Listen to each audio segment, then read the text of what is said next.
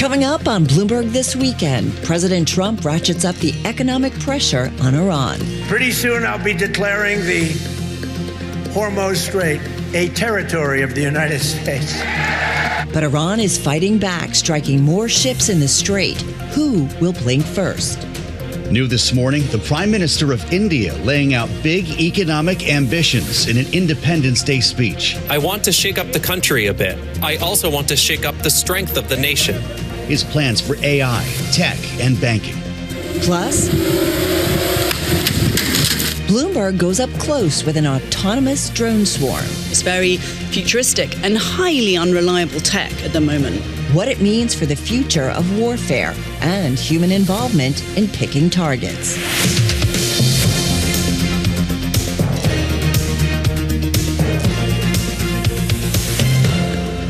Welcome to Bloomberg This Weekend. We're coming to you live from Bloomberg World Headquarters in New York.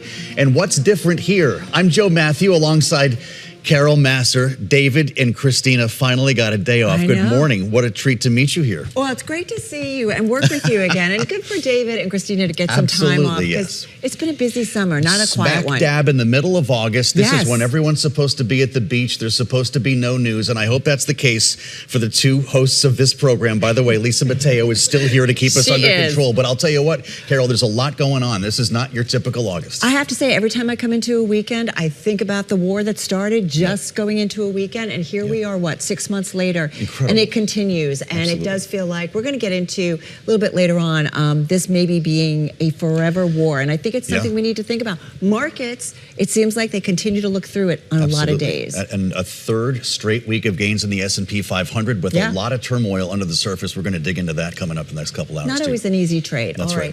A very good morning, everybody. Let's get a check, though, on some of the headlines. Over to Lisa Mateo. Lisa, good morning. You got it. Good morning, guys. Well, President Donald Trump, he downplayed the toll on American sailors enduring nearly 9 months at sea on the USS Abraham Lincoln. He spoke with reporters before flying to New York for an event. That ship is moving right now, or very shortly, and it's being replaced with another very similar ship. Has the deployment's gone on too long? No. Not nearly long enough. Thank you, everybody. Concerns have escalated about mental health and supply issues aboard the aircraft carrier supporting U.S. operations against Iran. Now, according to multiple reports, the Pacific-based aircraft carrier USS George Washington has begun heading toward the Middle East as a replacement. Coming up later this hour, one of the journalists behind the reporting of the Lincoln will join us live. Well, at that event on Long Island that was attended by the president, Trump acknowledged that he's used the U.S. military, quote, a little bit more than I wanted to. He jokingly added that he would soon declare the Strait of Hormuz a territory of the United States. The president also used a rally to praise a new crime report. Today, I'm thrilled to announce that the FBI has just released a new uniform crime report showing that in 2025, we achieved the single largest reduction in violent crime in American history. Well, in other news, the lawyers for Luigi Mangione are looking to dismiss the New York State murder case against him, citing double jeopardy. It comes after the 28-year-old admitted he killed United Healthcare CEO Brian Thompson in 2024. He also changed his plea to guilty to 2 federal stalking charges. One of Mangione's attorneys spoke outside federal court in Manhattan. New York law does not permit a person to be prosecuted and punished twice for the exact same crime under a statute that governs successive prosecutions. Now, U.S. Attorney Jamie McDonald described Mangione's crimes as calculated and premeditated. Mangione, he read a statement where he said he planned the shooting after years of severe pain from a broken back and obstacles in dealing with the healthcare system. The Thompson family, well, they have released a statement after Mangione's plea change saying, quote, while nothing will ease the pain of losing him, we are grateful that the federal justice system has held the person responsible for this heinous act accountable.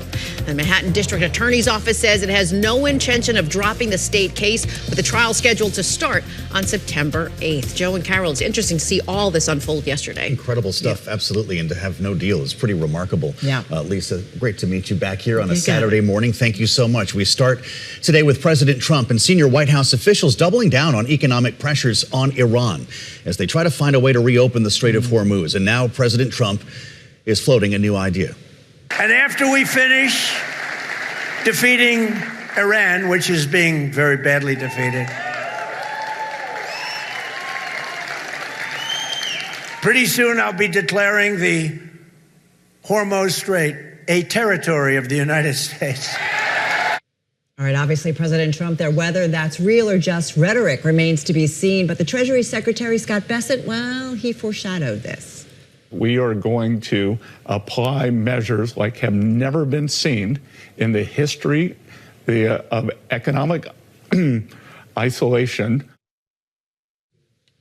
Now, the U.S. Treasury Secretary saying that announcement would be made in the coming week. It certainly caught our attention. Yeah. So watch this space, he said. It's going to be a 1-2 punch of economic strangling of the regime and keeping the strait closed. The question is, how long will this take? And what else? And what are the specifics here? What more can you do here? Well, that's true. Having had sanctions in place on Iran for some 47 years, we turn to Nathan Bomey for his take on this, a business reporter at Axios, joining us live this morning on Bloomberg This Week. And Nathan, it's great to see you.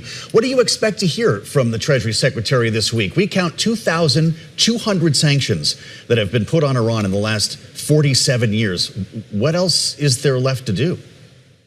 Well, so much of the focus right now has been on this blockade that's taken place with the Strait of Hormuz, because, of course, that is the economic engine that drives the Iran economy. And so by cutting off oil supplies and cutting off their ability to ship oil out, that, effectively undermines their revenue engine. So I think the big question is, will these new sanctions be, creative in some way that we haven't seen? And I think the probably most likely avenue, if you're going to be extremely aggressive, would be sanction the friend of the friend, and essentially maybe, someone who does business with Iran who isn't currently affected. Obviously, China, for example, would be the first country that comes to mind doing business with Iran and through energy, for example. Could they hit that? That would, of course, be another escalation in the U.S. trade war with China. Nathan, it does feel like a he said kind of incident, if you will. I mean, take a look at what Iran is saying. I mean, everyone's kind of waiting to see who blinks first. The Iranian deputy foreign minister saying on X, the Strait of Hormuz has been Iranian, is Iranian, and will remain Iranian. This strait will only be closed and opened under Iran's command.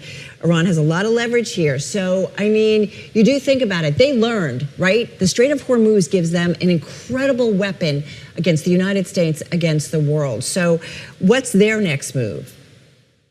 Well, I think we're perilously close to a stalemate here. I mean, obviously in chess, where nobody has much of a next move, I think that's a bit of a possibility, because I don't think Iran has a lot of options necessarily, but it's not like they're stuck either, in the sense that they, if they can maintain their economy sort of in this sort of somewhat fragile state without having the Strait of Hormuz, that's obviously not ideal for them, but it's a lot better than in any sort of total collapse, which at this point doesn't seem inevitable. So I think what the Trump administration is under pressure to do is to do something about $4 a gallon gas prices. I mean, that's really what this is all about for the Trump administration in a lot of ways, because we're looking at 3 months from now, the midterms, and we know that gas prices are the number one thing that affects people's perception of the economy. And so that's bearing down.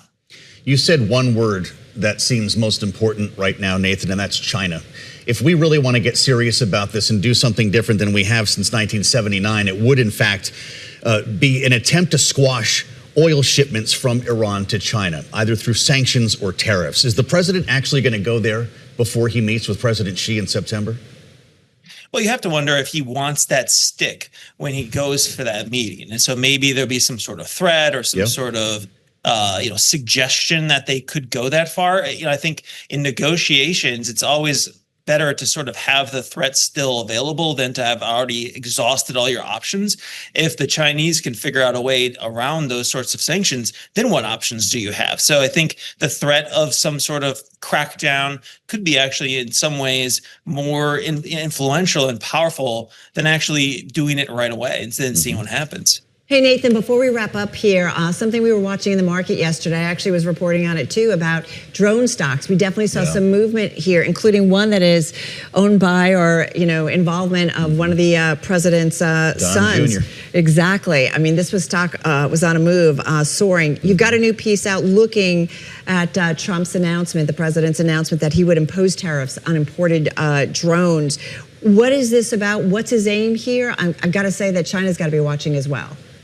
Yeah, I was going to say, speaking of China, certainly that is the big elephant in the room here, because trying to put tariffs on foreign imports of drones is really about this China war, trade war that's going on, because ultimately Washington just does not trust technology that's coming out of China. And certainly as we see the escalation of drone warfare in Russia, Ukraine, I think that has taught a lot of people that any sort of future conflict that the United States might be involved in is probably going to be heavily drone based. And the problem is we don't make that many drones in the United States. And so these tariffs are aimed at sort of bringing manufacturing of drones back here. Not a lot of it happening right now.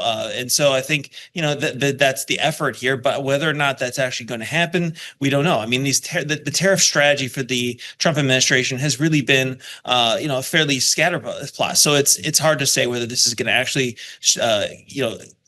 get some activity, but we did see the market react positively, which suggests investors do believe that there could be some action there. Yeah, Unusual Machines, AeroVironment, Kratos, they all took off on this. Well, and I don't know if you guys saw also this morning, the UK Ministry of Defense stepping up scrutiny of its supply chain after discovering some naval drones transmitted signals to China. So it's a U.S. issue, Nathan, as we know, but I feel like, Joe, the world is looking at this when it comes to China. Watch out for the drones overhead. Nathan, you're great. Thanks for helping us with your reporting. Overnight, India's prime minister addressing crowds for his country's 80th Independence Day spoke for over an hour. Leader of the world's most populous country, speaking about the recent youth protests there, as well as his goals for India's economic and cultural future. I want to shake up the country a bit. I also want to shake up the strength of the nation. The country does not mean just the government. The country means every citizen who is connected to it. Can we not imagine? We often hear about the Fortune 500. Why shouldn't 50 of those companies be from India in the coming decade? All right, joining us right now from New Delhi, Bloomberg News senior reporter Dan Strump. Dan, good to have you here with Joe and me and Lisa this morning. We got to talk about this. So go back to 1947. That's when India became independent after, 200 years of rule by Britain. Country is increasingly a force to reckon with. What stood out in this speech from Modi that will get them there? Yeah, so this was very much a forward-looking speech, a speech about India's economy, a speech about India's development. As you said, the sort of top-line takeaway was a sort of reiteration of this long-standing goal that this government has, which is to sort of make India a developed country by 2047. And that is the 100-year centenary anniversary of India's independence. Being a developed country, it's a bit of a term of art, right? But it really means, raising up the economy, making sure that the country is technologically competitive, that its companies and businesses and financial institutions are competitive, that its people are educated at a high level. And so that was really the big takeaway from the speech, and some really, really high level ambitions set out to sort of get there. High level indeed, Dan. The country will have up to 8 more chip plants, he said, in the next 7 to 8 years. That alone is something the United States can't even seem to do. Can they pull it off in India? Well, it is very ambitious, right? And India is already well on its way, actually, in when it comes to the chip industry. I mean, it's primarily a force right now in chip assembly, which is on the lower end of the sort of value chain when it comes to chips. But getting there is a big priority, and it really speaks to this high-level ambition that India has to be a technological force to be reckoned with. So, I mean, it's not just chips, but it's AI, it's 5 nuclear high-tech reactors? assembly. That's right. Nuclear power was a big highlight of this speech. Are they as well. power hungry as we are because of AI development? Oh, I mean, totally. I mean, this is also a big priority for India, is to become a big data center hub. And as we all know, I mean, these data centers are enormous hogs of power. And so, building more nuclear capacity is a huge sort of, plank in this pillar to kind of get there and be a player in AI. And so that goal for nuclear power is actually it's 100 gigawatts, which is 11 times the current capacity in India. But this is the goal, and that's where they want to get to. Hey, I do think about, though, the youth problems that we see around the world. We certainly see it here in the United States. Folks that can't find jobs come out of with a college education, even those that do not. India has seen also its share of issues. How is it dealing with that? How does it create some programs and policies that actually address that significantly? They've been dealing with some protests recently, not necessarily directly related, but this is certainly an issue for them. Well, no, I mean, it really is quite related, and it tied into some of the high points of today's speech. You're right. I mean, India is just coming off this weeks-long protest movement. I mean, you can see that you've got some of that footage right there. A lot of these protests got very heated, very violent. It was led by this youth, this sort of student-led movement called the Cockroach Janta Party, which was kind of what began as a kind of a satire, but turned into a really powerful student-led movement protesting sort of shortcomings in the country's education system, feelings of frustration that young people are not getting a payoff in terms of employment, in terms of opportunities from the education that they're getting, and a sense in India that young people are feeling a bit left out and let down. And you do have a real unemployment crisis in India generally, but it's particularly acute among young people. Something like 40% of young graduates in India with a college degree can't find work. And so, that's a real problem, of course, for people's livelihoods, but it's a big political problem for this country as well, because, I mean, we all know that, young people out of work without much to do, this can be a problem for any government. And so this was part of the speech. I mean, Modi does want to address this problem. He has been taking steps to show that he's listening to these young people. There was a major announcement. Maybe the biggest announcement from today's speech was this announcement to introduce free coaching for young people who are taking competitive exams. And so that's kind of one way that the government is trying to sort of listen to the young people and show that it is kind of hearing them and attentive to this jobs crisis. We just got 30 seconds left, Dan. Self-reliance came up repeatedly in this address. Who does India not want to be reliant upon? It's a great question, and it's a huge highlight for the government these days. India is a major importer of lots of important goods. It's a huge oil importer. Yep. It's a huge importer of weapons, of defense. It's the world's second largest importer of weapons, in fact. And so it's a big priority for this government to be more self-reliant in these areas, to be more self-reliant in manufacturing, and to overall be a stronger, more self-reliant economy. Right, Dan. With us live from New Delhi. Thank you so much, Dan. Coming up, sailors reporting dire conditions aboard the USS Lincoln. This is a really tough one, Carol. We're going to have much more on this straight ahead on Bloomberg this weekend. Thank you for joining us live on Bloomberg This Week. And I'm Lisa Mateo. Let's update you on today's top stories. An Israeli airstrike on southern Lebanon has killed 7 people. State-run national news agency said the attack targeted a home on the edge of a village in Ansar. It's one of the deadliest strikes since a truce between Israel and Hezbollah went into effect in June. Well, fire lit up the night sky near a port in western Yemen after an alleged Houthi strike. Yemen's international recognized government, army media, it said that 6 ballistic missiles were fired Friday, killing 1 person and wounding 8 others. Hawaii's Big Island bracing for a direct hit from tropical storm Lala. Forecasters say it will bring heavy rain that can cause destructive flooding and strong winds that can fuel wildfires. If Lala makes landfall as a hurricane, it would be the first to do so since 1871. Well, a powerful magnitude 7.7 earthquake has struck off the coast of Indonesia, killing at least 38 people. The quake, it collapsed buildings and homes and also triggered a landslide. The tsunami warning was initially issued, but it has later been lifted. And concerned residents in Bogota, Colombia, they have been bringing supplies to collection centers following the 7.4 magnitude earthquake that hit the western part of the country earlier this week. Volunteers, they sorted food and medicine and other essential items into packages to be delivered to the survivors.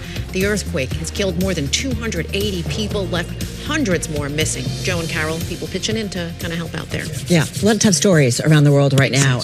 And that includes this next one. So let's get to it. The USS Abraham Lincoln pulled out of its naval base in San Diego 1 week before Thanksgiving.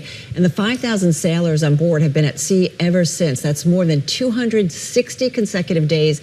No port calls, no supporting, or they are, of course, now supporting the mission in the Middle East. And that's what they've been there for a long time. It's incredible now. Family members say their sailors are suffering. Yeah. Several have reportedly tried to go overboard. Here's what the commander-in-chief said about it yesterday when he was asked. That ship is moving right now, or very shortly, and it's being replaced with another very similar ship. Has the deployment's gone on too long? No.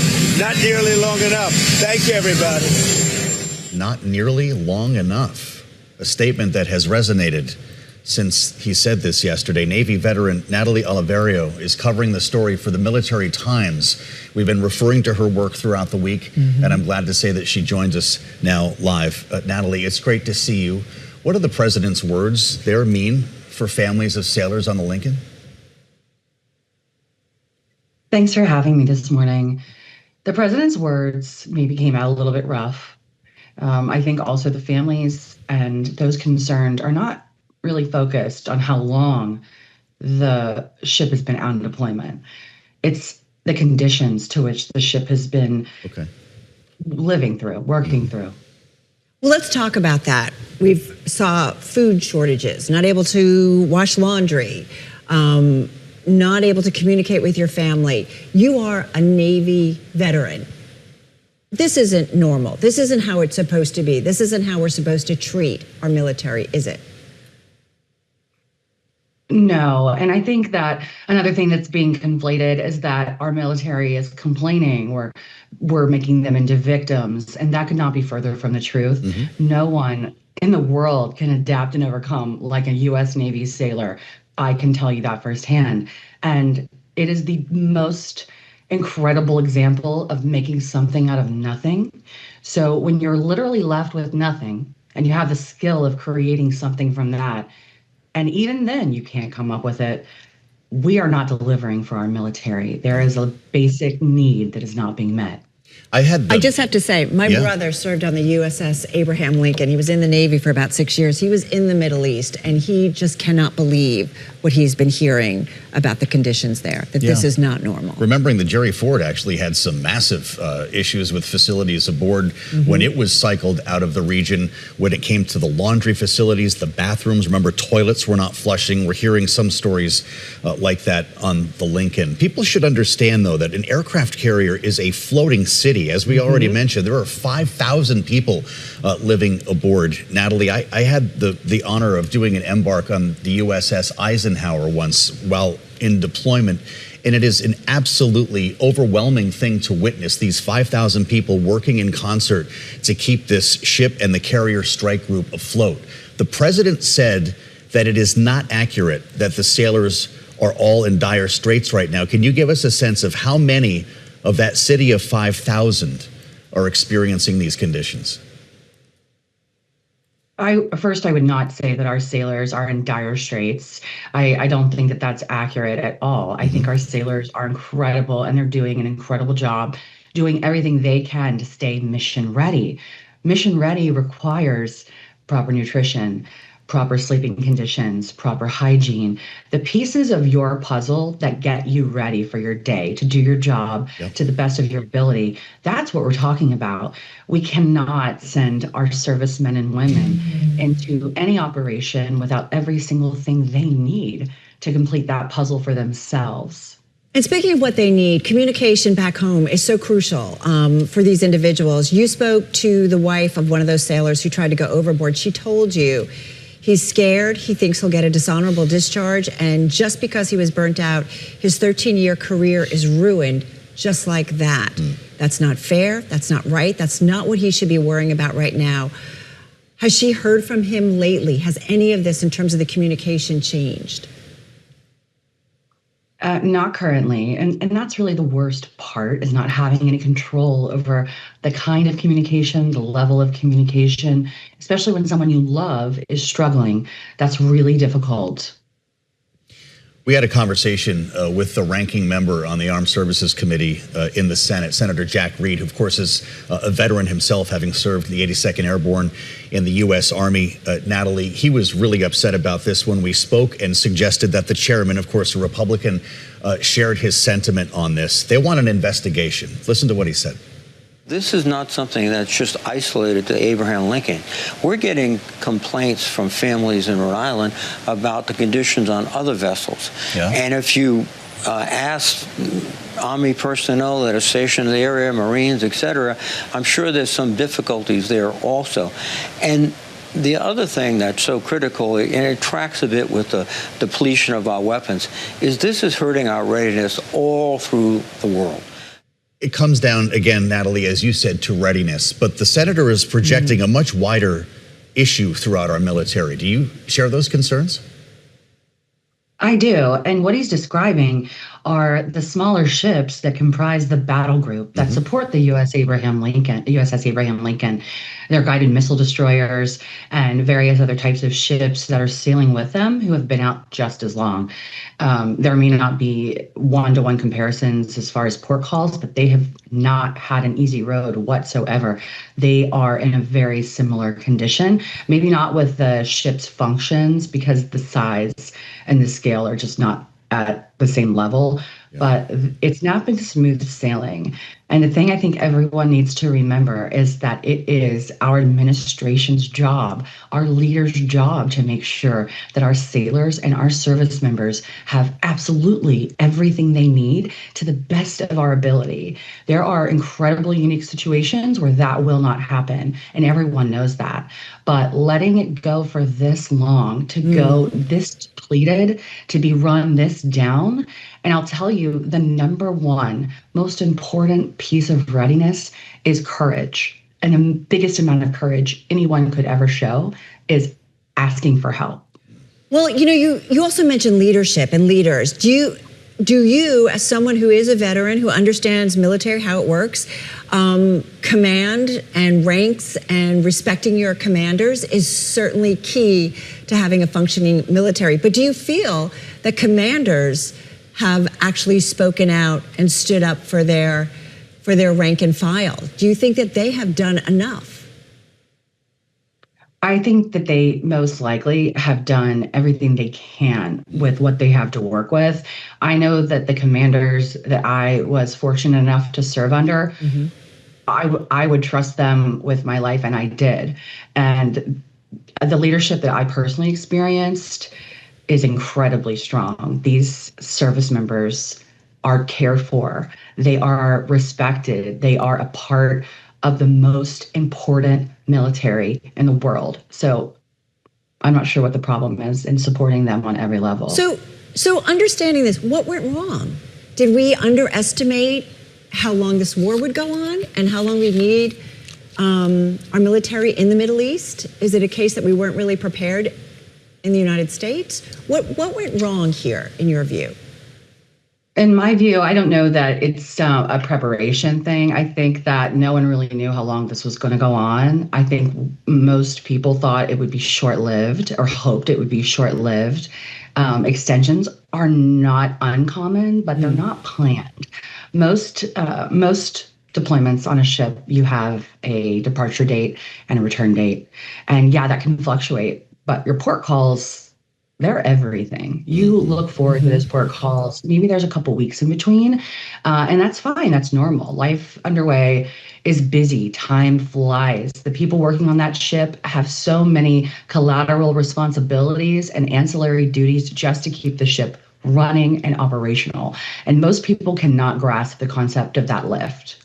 Natalie, Carol referred to Annabelle Loma from San Diego, whose husband attempted to go overboard.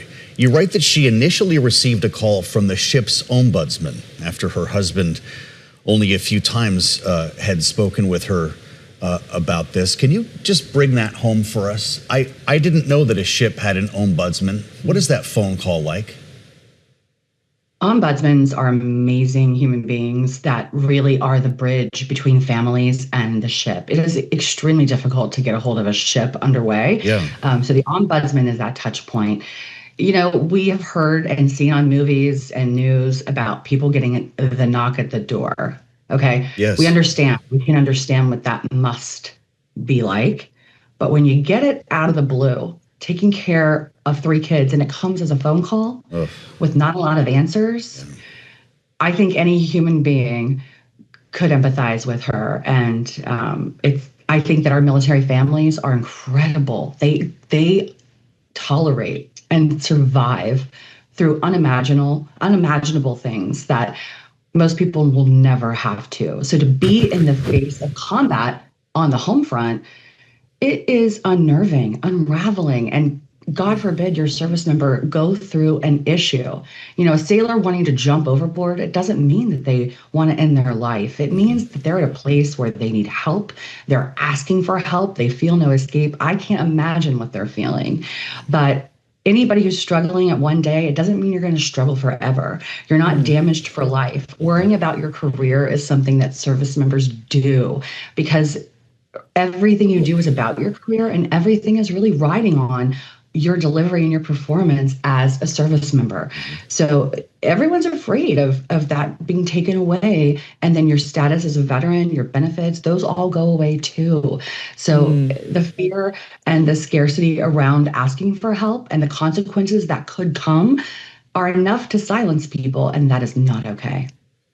Natalie, thank you so much. We really appreciate your reporting, your insight, and finding some time for us this morning. Natalie Oliverio, she is, of course, a military journalist, a Navy veteran. I have to say, my dad, his brothers were in World War II. Yeah. I've got lots of family members. Absolutely. And it just goes to, respect for our military who are out there defending so much. Thanks to Natalie for her service. Yeah. In our next hour, we're going to talk with Bloomberg Economics' Becca Wasser. Is this a forever war? We're going to ask her.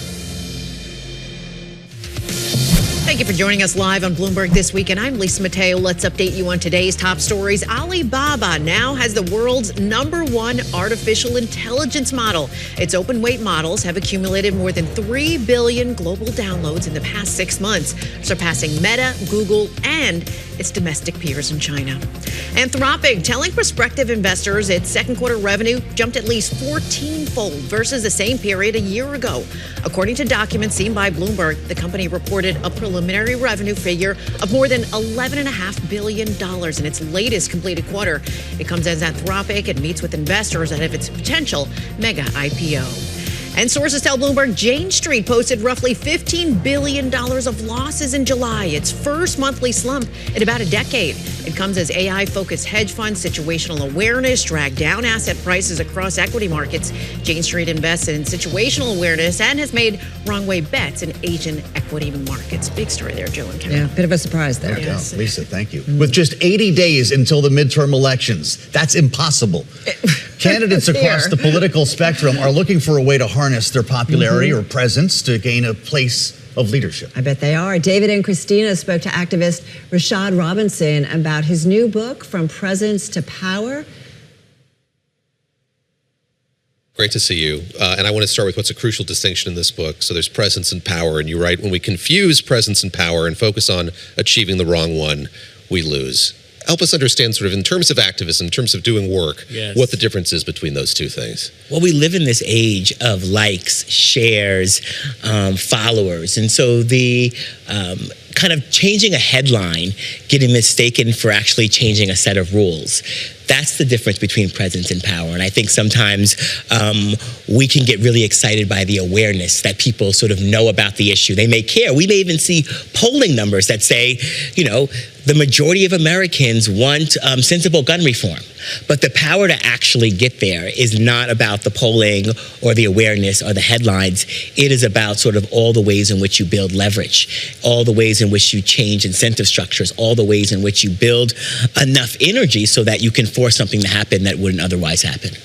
I felt this point so deeply, and I think it's such a good point because as someone who's covered so many protests, the thing I always say is, okay, but how are you going to do that? What are your actions? Like standing out, yelling, changing your Instagram to a color is not going to do it. But I'm wondering if it can almost even have the opposite effect, because people who may disagree with you or people who may agree with you feel like you're overrepresented and maybe it's solved. Look, I see it everywhere, and then they don't take the action they need to. 100%. You know, when we stake presence for power, you could think something has happened that hasn't actually happened.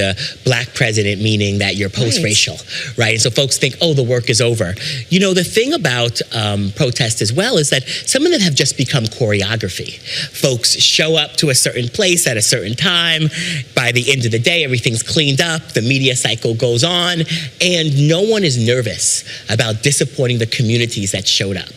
And so we do have to think differently, because the strategies that sort of got us into this mess, the sort of ways in which we are facing so many challenges, they're not going to be the same challenges that get us out. And I think for those that have been showing up in this moment, protesting, raising their voices in different ways, they're asking a lot of times of like, why are we losing? Why haven't we won more things? Is the answer accountability?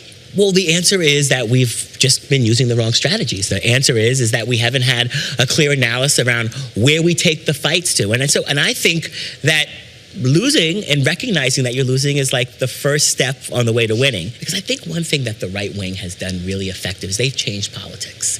They've made it so that everyone has a role. So people wear their red caps out in the world. If you go into a tangible identity. Yeah, they go into a gym. They're changing the channel to conservative media.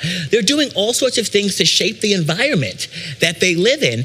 And a lot of times for folks who believe in social change and progress are almost whispering their beliefs, or maybe just showing up to a protest in the like most comfortable part of town, you know, on the designated day where it gets wrapped up after 3 hours and everyone goes home, but then the rest of their time they're not wearing their energy out in the world. And so as a result, we can sometimes look like we're almost embarrassed by what we believe. We're not moving people along. And so while our opponents have been going to school board meetings and shaping the way that libraries buy books and all of these things, we have to shift that. I want to talk to you about the asymmetry of power. So I think of how we've interacted over the years.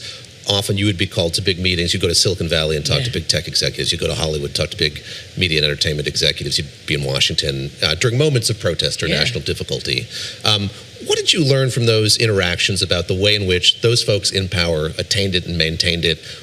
How did you think about the dynamic that you had representing people who had real grievances and wanted real change with folks who'd really reached this echelon where they hadn't been thinking about that very much? So I tell a lot of stories in the book about this because I think it's really important to unlock for folks what happens behind the scenes, because some of these lessons of going in and trying to push Mark Zuckerberg and Sheryl Sandberg at Facebook to do something different, which you were doing, is and getting change is actually similar to like going into your school board meeting or going into your local library board or whatever. And you know, one of the things I learned in those back and forth. Well, first of all, my first meeting where we finally built up enough leverage to go and meet with Mark and Sheryl, after there was a lot of back and forth in the media and they had hired a PR firm to attack me in the organization, I get to Menlo Park and they want me to sign an NDA. And I was like, I'm not signing an NDA. So they give me a big badge that says NDA on it that I have to wear around the campus. But because I didn't sign that NDA, I'm actually tell real stories about what happened. And one of the things I learned was the difference between being in a dialogue and a negotiation. Your opponents want to keep you in a dialogue. They want to say, we're talking to that group. We've heard those climate activists. We've heard your concerns. That's a phrase we heard a lot. We've heard the women that are upset about this, and we're listening to them, and we're really concerned. When you're in a negotiation, you have leverage. You have the ability to actually move something, but knowing the difference between whether you're just in a conversation that feels good and whether or not you have the ability to actually make meaningful change is the difference between presence and power. And far too often we can be incentivized to want to be in the room. We want to be incentivized to sort of feel like we've been shouted out or our concerns have been amplified. But those are not the same as actually moving things along. But I wonder, in what you were just talking about, if there needs to be an important distinction. It seems like you address this between forcing visibility and forcing understanding, because I think about the gay marriage debate and how it moved the country over a relatively short period of time. It did it not by shouting, it did it by human stories, by trying to talk to people, you know, about the soul of these couples and lives. And Do you think people have gotten too far away from that? I hear a lot, it's not on me to educate you, and that's completely fair, but it also might be counterproductive?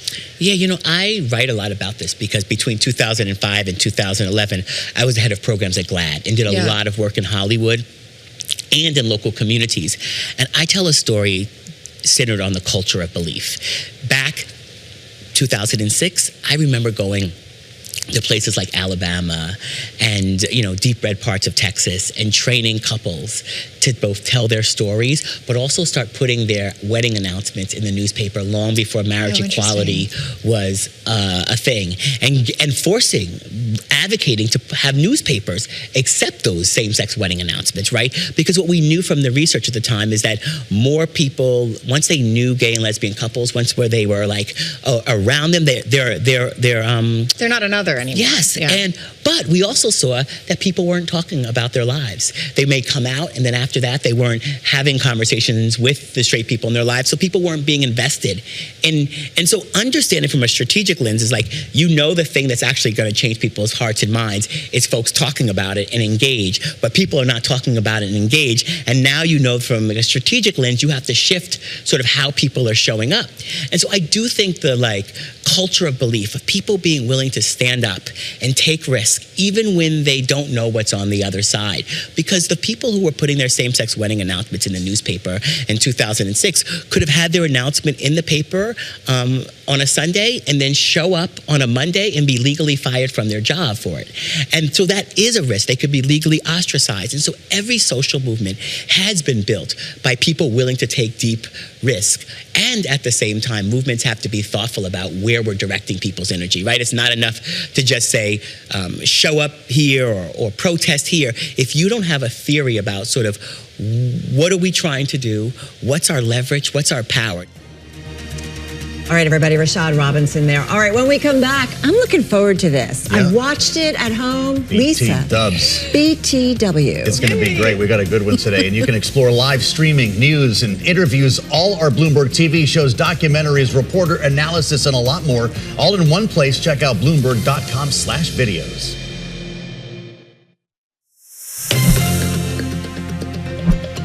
All right, welcome back, everybody, to Bloomberg This Weekend, or BTW. I'm Carol Massar, along with Joe Mathieu. Let's get to that stands for. See, I can actually teach you, or we can teach you something. I'm like, wow. All right, let's bring in Lisa Mateo. What do you got for us? All right, so how far in advance do you guys plan vacations? Are you way in advance? Are you last minute, folks? What do you think? I'm not way in advance, but I am the type who thinks that planning the trip is actually as fun frequently as taking the trip. Hey, they've done research on this, that it's important to plan because you get kind of a high planning it, leading up to it, That's right. and then going on it. So you have to do that. A little bit of both. A little bit of both. Okay, so how about this one? This is from the Wall Street Journal, okay? The mystery vacations that give you no idea where you're actually going. People are buying these, okay? This is on Groupon, of course. It is Groupon's mystery deals, okay? Right. So listen to the price of this, though. This is why. Okay, so it covers flights and hotel stays for 2 to 7 nights.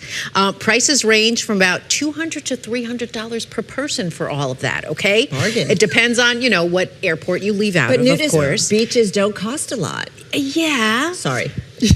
But it's not, but here's the thing that bothers me. Okay, so once you buy it, you fill out this form, right? And then once you fill out the form, there's no refunds. You still don't know where you're going yet. Come on. So just you think find out about when you this. get there? So within 72 hours, someone will call you and tell you finally where you're going. Are they good trips? Some of them are good. Like some people, so people were complaining like they would get like Orlando. And they're like, oh, I've been to Orlando, like been there, done that. But exotic. You can't back out of it. There's no refunds, That's my right? question. You can't say no, right? You can't say no. What if you don't want to go? I bet there's a Reddit on this. Like you got to bring Big time. Absolutely. It's all over social media. People are posting about all these trips because it's like 3 tiers, like gold, silver, bronze. If you get the gold, hey, you get to go to beach, or maybe you get to go overseas, to like Europe. I said nudist beach. That's why it's so cheap. I don't know if you missed that. That's why it was inexpensive. I know it's early. I know. My coffee's kicking in. Wait till 9. You won't believe what you see. Wait until 9 o'clock. So that's what's going on. But it's through Groupon, so that's their whole thing.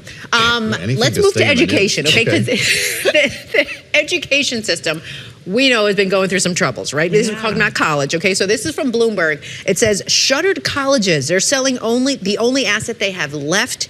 their campuses. Okay, so this was pretty interesting. So you heard of a lot of stories, like about 50 colleges closed or merged since about 2020. So now you have these huge amounts of land, you have these buildings and everything that are going up for sale. So the question is, can they sell it? Do people take a loss? Like, what's going on? Right. And so it's this big fight kind of back and forth about what to do with all this.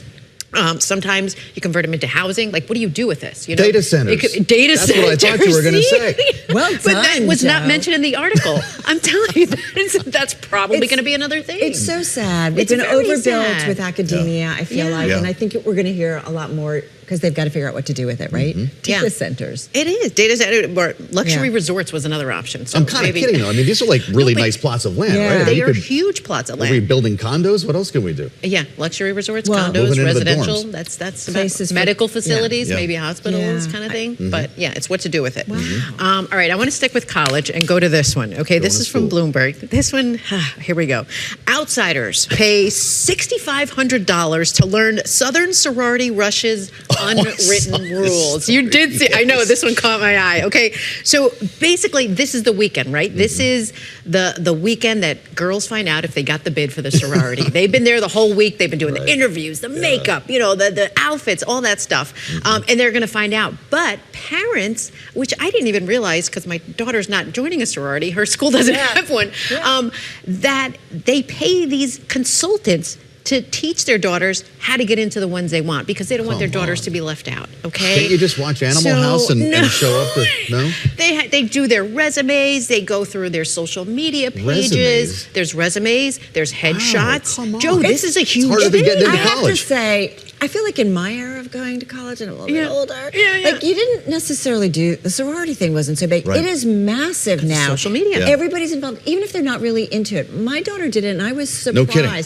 We did not pay thousands of dollars. Good. I didn't even have a Greek system in my school. I don't know the first thing about it. I'm learning as you're reading here. It is, but it's huge. And then the dues on top of it, you have to pay too. Yeah, you do have to pay dues. Like $3,000 to $4,000 on top of the housing and tuition. Yeah. I mean, it's a super social thing, but I'm also like, oh my God, stop paying for the kids. Let them figure it out. And if they don't make it, okay, then go you have to play deal soccer with rejection. You have to learn how to deal with it. Not everybody gets a medal. I know. Listen to you. Thank you. Tough love from Carol Massar pretty early in the morning. I love big time, but come on. Yes. I'm with you 100%. Accountability, like you got to learn these things. I'm along the Carol Massar train right now. Aggie's like sitting at home and she's like, I know this. But you get the secret handshake and then so someday they'll help you get a job maybe. You follow this network throughout your life, right? Yes, correct. Yes. Do you guys like sushi? Are you big sushi fans? Do we get sushi on this show? Maybe. I like a scallion pancake. Would you like half off sushi? 50% off. Why is it half off? You can get it here in New York City. Immediately suspect. These are the Japanese markets, so they make a lot of it, but after 8 p.m. Okay. So it's been sitting kind of there all day. Yeah. After 8 p.m., what could possibly it goes half go off. wrong? Lettuce, anybody? Sorry. But too soon. People are lining up to get this. Like, to get half off. I mean, think about it. People line up to get a $20 cupcake. Yeah. Like, they're lining up to get a deal. There's a day-old bagel, a though. I feel differently about a day-old piece of sushi, don't you? What did your daughter tell you? She swears by the ShopRite sushi. I mean, what have I done wrong as a parent? Nothing against ShopRite. I'm sure it's fine. I like my sushi made in front of me. Yeah. Or my California roll in front of me. And maybe California not roll. That's my go-to. Yeah. But this is what people are doing. And owners are saying, you know what, they're breaking even because you think about it. How are they making money off of it? The only thing I would say, there's so much food waste. So if they know it's safe, like I do think this is important because we have people starving and yet we're throwing out so much food. And that's what they say. They throw out, but now they'll just sell it and people will pack some snacks and drinks in their basket too at the same time. Just pop a Pepto and enjoy your sushi, right? We're coming up on 8 a.m. already in New York, Carol. The next hour of Bloomberg This Weekend. Yes, do not go anywhere. Starts Joe and I right are now. coming back. It is Saturday.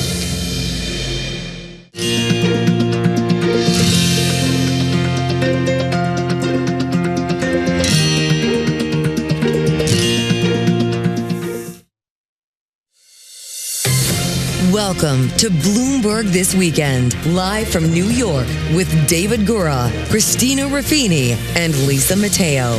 The latest headlines, key analysis, big interviews, and the stories that hit home on your days off.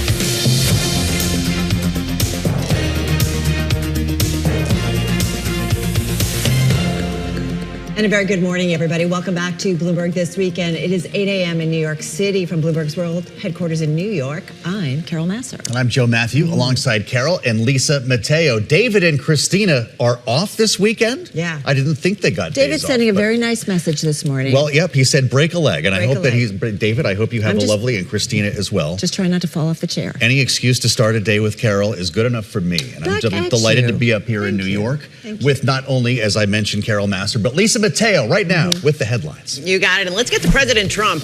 He says the USS Lincoln's record time at sea during Iran operations is, quote, not nearly long enough. That ship is moving right now, or very shortly, and it's being replaced with another very similar ship. No. Not nearly long enough. Thank you, everybody. The president was speaking with reporters before flying to New York for an event.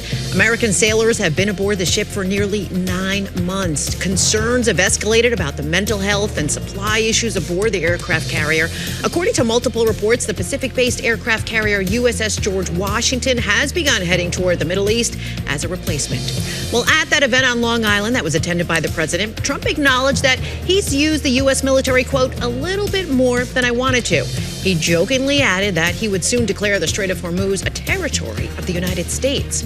Now, the president's comments, it comes as more ships have come under attack in the Strait. The UK Maritime Trade Operation says it has been notified of a projectile striking the hull of a bulk carrier, and 2 Abu Dhabi national oil vessels were struck while transiting Hormuz on Thursday, and another was hit on Friday evening. That's according to reports from the United Arab Emirates state-run news agency. There were no reports of injuries. Well, in other news, Luigi Mangione admitted he killed United Healthcare CEO Brian Thompson in 2024. He also changed his plea to guilty to 2 federal stalking charges. U.S. Attorney Jamie McDonald spoke outside federal court in Manhattan yesterday. Today, the Southern District of New York, together with our law enforcement partners, writes the final chapter of Mangione's federal prosecution. Now, he stands convicted in federal court and faces life in prison. Mangione read a statement where he said he planned the shooting after years of severe pain from a broken back and obstacles in dealing with the healthcare system. His lawyers are now looking to dismiss the New York State murder case against him, citing double jeopardy. The Manhattan District Attorney's Office says it has no intention of dropping the state case, with the trial scheduled to start September 8th. Now, the Thompson family, they have released a statement after Mangione's plea change, saying, quote, while nothing will ease the pain of losing him, we are grateful that the federal justice system has held the person responsible for this heinous act accountable. Joe and Carol, send it over to you. Well, President Trump is waking up about 45 miles west of here in Bedminster this morning, where he is trying to do a couple of things at once.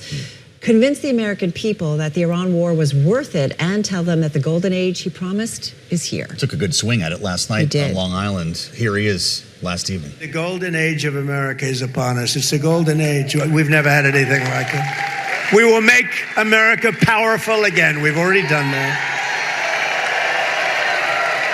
We will make America wealthy again. We've already done that. We will make America healthy again. We're trying to do that. We will make America strong again. We've done that. Seizing on the issue of crime fighting. That's why he was surrounded by police and first responders. Catherine Lucy's traveling with the president in New Jersey. I'm glad to say she joins us now live. Catherine, it's great to see you. The president talking about the golden age, which you're seizing on in your great column. With 80 days to the midterms, however, there are great questions about the state of our economy, prices, of course, inflation, the cost of energy with the war in Iran. And a lot of Republicans who are running for election right now, not named Donald Trump, are pretty worried about the narrative coming out of the White House. What's the administration think? I mean, that's right. The president, as we saw last night, talking about a golden age, saying he doesn't regret anything with the Iran war. He talked on his way there about how great the economy was doing from the perspective of Wall Street. But what we're seeing is his narrative and his messaging really bump up against the concerns of a lot of Americans. And we see this in polling, we see this in our reporting, that Americans remain deeply concerned about the economy, They are concerned about Trump's handling of the economy. People are frustrated about prices.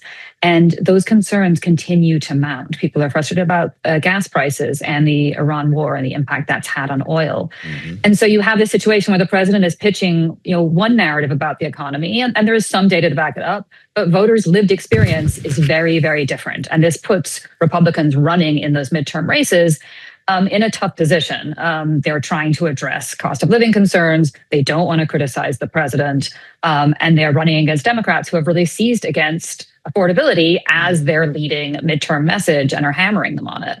And the White House says the president has a positive story to tell. He wants to talk about the tax bill from last year. He wants to talk about the wins that he's had.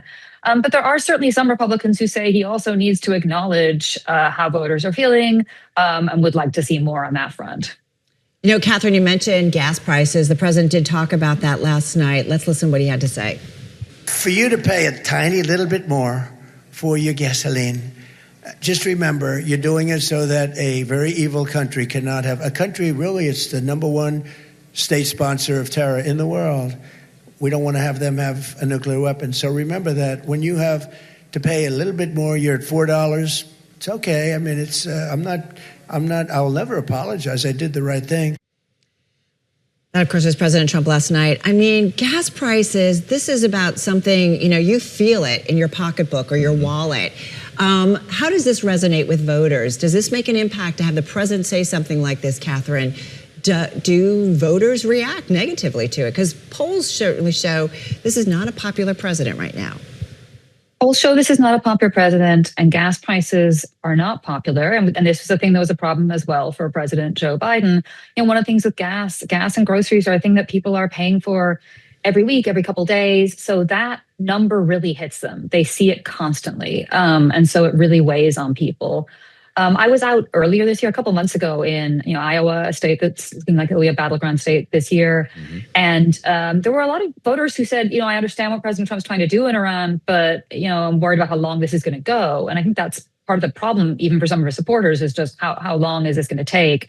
And certainly that clip, I mean, if you're running against a Republican, I could see Democrats, trying to use that to suggest that the president is not in touch with how voters are feeling. We played that clip of the president last evening to Congresswoman Gwen Moore, a Democrat from Wisconsin, whose eyes popped when she heard him say a teeny little bit more. It's $4.07 nationally today, Catherine. In New York, where the president was speaking, $4.13.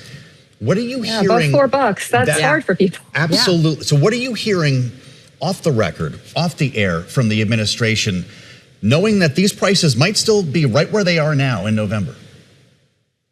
It's a mix, honestly, guys. I think, they do really feel like there are positive things they have done. You saw the president talk about some of those things last night. Yeah. They want to talk about no tax on tips, some of the other efforts they've made, some of the other things that they think are an argument about prices.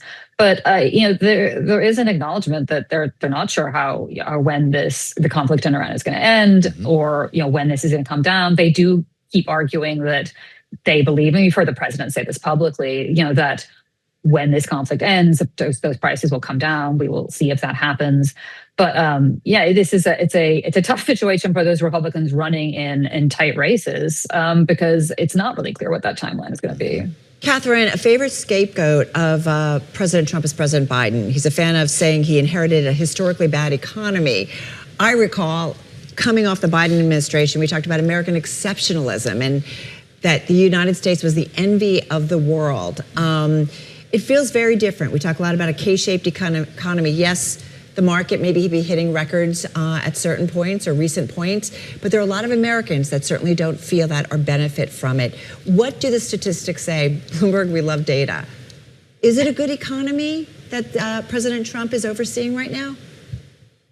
I don't even know if that's in my pay grade to say if it's a good or bad economy. I think from where I sit, though, for people's lived experience, many Americans do not feel like this is a good economy. They feel like prices keep rising. They feel like they can't get ahead. People are struggling with the cost of gas, with the cost of food, with the cost of housing. And so people don't feel like, and I think that's, and that's a thing that we have, that's been growing, and that's a feeling that's been growing for some time. But certainly President Trump has been president for well over a year now. It is his economy. He is responsible for it. And people are really frustrated. President said last evening, you remember the whole don't take him literally, take him seriously line in the, sometimes you don't know which one to choose here. He told that crowd last evening, and it did sound like he was kind of joking, but maybe not, that when this is all said and done in the war with Iran, that we would make the Strait of Hormuz U.S. territory. Should we take that seriously, literally, or neither? He was laughing a little bit as he said it. I think the White House, later tried to clarify that wasn't a serious proposal. I think what he is trying to do is project strength. Yep. He is trying to make clear that he thinks he still has cards to play. You obviously the White House and the administration is talking about more economic moves, and so the president is looking for paths forward and ultimately an off ramp here. They have been struggling to do that, and that we know that privately this situation has been a great frustration for him, and that he is frustrated they have not been able to figure a way forward. What's interesting too, Catherine, and Joe, I'm sure you guys talk about this. We've been fooled by polls before. And so I understand that there's been a lot of polls showing that the president's favorable ratings are down a lot on a lot of different issues. And yet, like I said, we've been fooled by them before. Does the president watch these polls? Should we be thinking about them as the midterms get closer and closer? Could a lot change in terms of these polls and his ratings ahead of them? And does it really matter? Because this is a president that seems to defy all odds. Certainly, President Trump has defied sort of political gravity lots of times. He's not running in these midterms, so that does make a difference. His party does best when he is running. This is a tough moment for polling. Polling is challenging. We've seen a number of polls in the recent primary races in Michigan and Wisconsin that were not reflective of the final results. I do think these broader polls about Americans' moods on the economy and the president are a different type of polling. I'm not a pollster, so I don't want to get too into it, but I do think there's you can make the argument that it's a little easier to try and grasp national mood. Yeah. That said, how the mood translates into the votes in the midterms, we have to see. Typically, when folks are this frustrated, it does tend to lead to wanting changes. And I think broadly the thing to think about, and the thing that I've been thinking about beyond just polling, but what we hear from people, what we are seeing so far in the primary results and the elections we've seen so far this year and since the president has taken office, there is a clear frustration. There is a frustration with the handling of the economy and the management of this country right now. And there is also a lot of interest in sort of an insider versus outsider dynamic. So I think there is a lot of interest in candidates who are not part of the political establishment, looking for something new, looking for people who will shake it up. And that says to me that people are really hungry for change. And that speaks, I think, broadly to the mood. Catherine, we want to ask you about something that hits close to home for you and the entire Bloomberg team that works out of the West Wing every day. And that's the departure of Caroline Leavitt, the press secretary. Typically, the press secretary leaving the White House would be a pretty big story, but this is different. This is special. One of his most loyal and most important advisors leaving the bubble just before the midterms. What's this going to mean for the president? And what will the next season of The Apprentice mean for replacing her? Certainly in Trump's first term, we saw so many people take that podium. So we'll have to see, what happens there. But yes, Caroline was a very a trusted advisor, very loyal to the president, had a high profile, and got a lot of attention, during her time as press secretary. Yep. Certainly she says there's family reasons why she wants to take on a different role. I do think she may still remain close to the president and in his orbit. Yeah. He does trust her. We've seen that often people who, leave the White House roles remain someone who are high on his call list, someone he talks to. She's going to continue working, I think, in his orbit in other ways. I would not be surprised if we see her out there, on TV advocating for him a lot between now and the midterms. So I think she will continue to play a key private role. But yes, there is a question now of what will, and before you ask, I don't have any great insight on the parlor game as to who could be next. Will Trump just take the podium himself? I'm not getting off that easy. I am looking at Polymarket. Margot Martin has 51%. Yeah. Krish Desai has 44%. Really? Liz Where's Scott Huston, Jennings on this 29%. thing? Anna Kelly, 26%. Okay. What, Scott Jennings? I'm just saying. I think, Caroline, what happens when he names Bill Pulte as press secretary? What are you guys going to do in the briefing room? We'll see. It also depends how much these people brief. As you recall, some of them show up a lot, some of them don't. They all do it differently. I mean, I think that Bloomberg will continue to show up and ask serious and tough economic-focused questions. Hey, one thing I do wonder, Catherine, and to see the president certainly out there in Long Island, how much is he going to be out there on the campaign trail as we get closer to the midterms? I mean, to be fair, he's older. He's got a lot on his plate. And they said they were going to be out every week. Yeah. It hasn't been happening. Yeah, it hasn't. So I just wonder, what are you guys expecting? They've been hyping a heavy midterms focused schedule for a long time. That hasn't fully actually happened. He was out in Michigan recently. Yeah, he was on Long Island yesterday. He is older. He doesn't really like to do overnights if he doesn't have to. And he is doing smaller scale events than he was in 18. I think we'll have to see. I think they will have him out, but I don't know if we're going to see the same level of campaigning that we did during the midterm cycle. One thing we will see this time that we have never before is a midterm convention. As you know, Catherine, you're probably going to be there. Bloomberg is mobilizing in Dallas. As will you, I'm sure. Impact? Yeah, what kind of an impact do we think that could make, knowing that President Trump is not on the ballot? It's a really interesting question. We don't normally see these. And the utility of an event like that with a president who is not terribly popular, I'm curious to see what it does. Does it boost some candidates to go to Texas and do these events with him?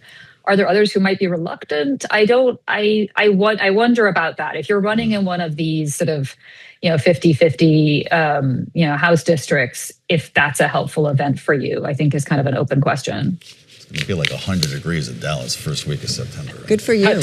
Got some short sleeves and some Kaylee linen. Lines is going. I'm going to watch it with the rest of you. Coming up, hey, Catherine, Lucy, thank you. Is the conflict in Iran the United States' new forever war? Bloomberg Economics' Becca Wasser tackles this. I'll tell you what, Carol. Fascinating analysis that might not be encouraging for our audience this morning, but something we need to hear. Yep. Bloomberg Weekend continues straight ahead. Bloomberg TV and radio.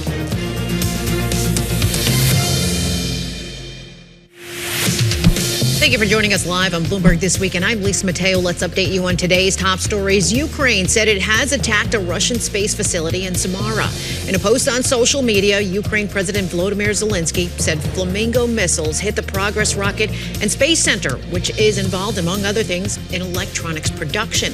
Zelensky also claimed a strike on an airbase just east of Moscow. The facility is a base for various Russian fighter jets and has been struck by Ukrainian drones over the past 2 years.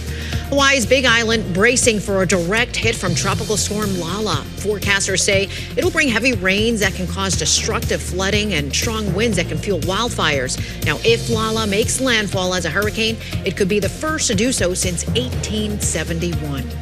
A powerful magnitude 7.7 earthquake has struck off the coast of Indonesia, killing at least 38 people. And the quake collapsed buildings and homes. It triggered a landslide as well. A tsunami warning. It was initially issued, but later lifted.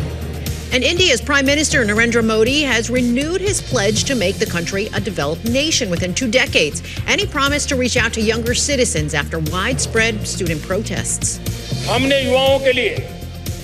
We have decided to introduce different types of online coaching for the youth. We have the digital public infrastructure, excellent teachers, and talent. By combining these, we have decided to provide a comprehensive network of free coaching for the nation's youth. Modi's comments came during a speech to mark the anniversary of India's independence from British rule in 1947. Joe and Carol, over to you. All right, Lisa, thank you so much. Well, it has been nearly 6 months since the war in Iran began. Oil and gas prices are up. Traffic through the Strait of Hormuz still threatened. And there is no clear path to end the back and forth and fighting. There's still so much to be resolved. Well, that's for sure. To that point, in the Bloomberg Weekend essay, Carol, Bloomberg Economics' Becca Wasser, who we talk to all the time here, examining past conflicts and how the U.S. and Iran have found themselves in a new forever war that neither knows how to win, as we read from the essay. Becca joins us now live from Washington.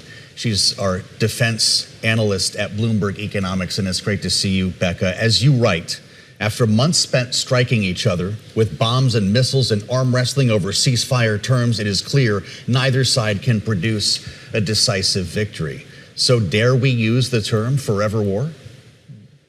I think we might. And I think part of what we have seen is that this isn't just a single conflict. This is actually part of a broader conflict, a broader cycle of rivalry and enmity that, frankly, we saw the start of this conflict back when Israel and the US bombed Iranian nuclear sites in 2025.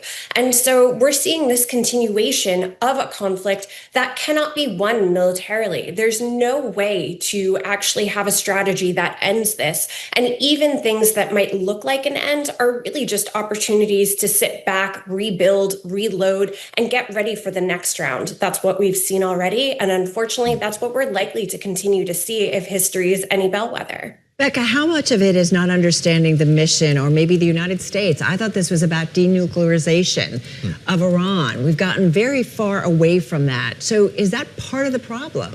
What's the goal? What's the end game? That's a great question. And I think that is absolutely part of the problem. If you look at the history of protracted wars, which we are making a call that this is, so often having different political aims that cannot be quickly and easily met and often change over time make it harder to find a diplomatic resolution. And that in itself continues to fuel these wars and make them continue. And I think that's very much what we're seeing here, where initially some of the objectives that the U.S. put out were things like regime change. Then it turned into Iran's defense industrial base degradation. And now it is very much focused on denuclearization, but at the same time, a lot of the actual emphasis of action is on the Strait of Hormuz instead. So we are seeing this vacillating set of objectives that makes it really hard, particularly when you compare it to what Iran's objective is, which at the end of the day is just survival. Your projections are pretty scary here in this essay, Becca. As you already mentioned, the ongoing war will see repeated cycles of fighting, but you go on to say each round of violence will be bloodier. You see escalation, not just longer endurance, but escalation in this conflict. I see adaptation. I think this is one of the things that happens when you have these pauses and these opportunities to essentially rebuild and sit back and say, what is my adversary doing? What strategy have they adopted? And they try and change based on that. This is very much what we've seen in places like Ukraine, where Russia and Ukraine have innovated and adapted to each other's, different tactics and strategies. And that has, while it has kept Russia from overrunning Ukraine after its wanton invasion, it has also fueled and continued the war. And I think here we are already starting to see that, where you can see different phases of this current US-Iran conflict. They are changing in emphasis, where the focus is on different geography, different domains, different tactics. And I think we will continue to see that as things go on. So we're not necessarily saying that there's going to be a sharp escalation, but we are going to see changes in tactics, and sometimes those can be very much read and perceived as an escalation. It's interesting, Becca. We've had folks on air and talking to them and said, well, it's about time the U.S. did something. This has not been a 1 or 2 year thing. This has been going on for decades. The animosity, their words, from Iran to the United States. So it is complicated. If you take a look at the history between the United States and Iran, does that just mean that it's going to take a while to figure out the way forward? Yeah, it absolutely would. And it will require direct talks at some point to actually have true diplomacy and true negotiations. And thus far, the preference has been for the U.S. and Iran to act through third parties.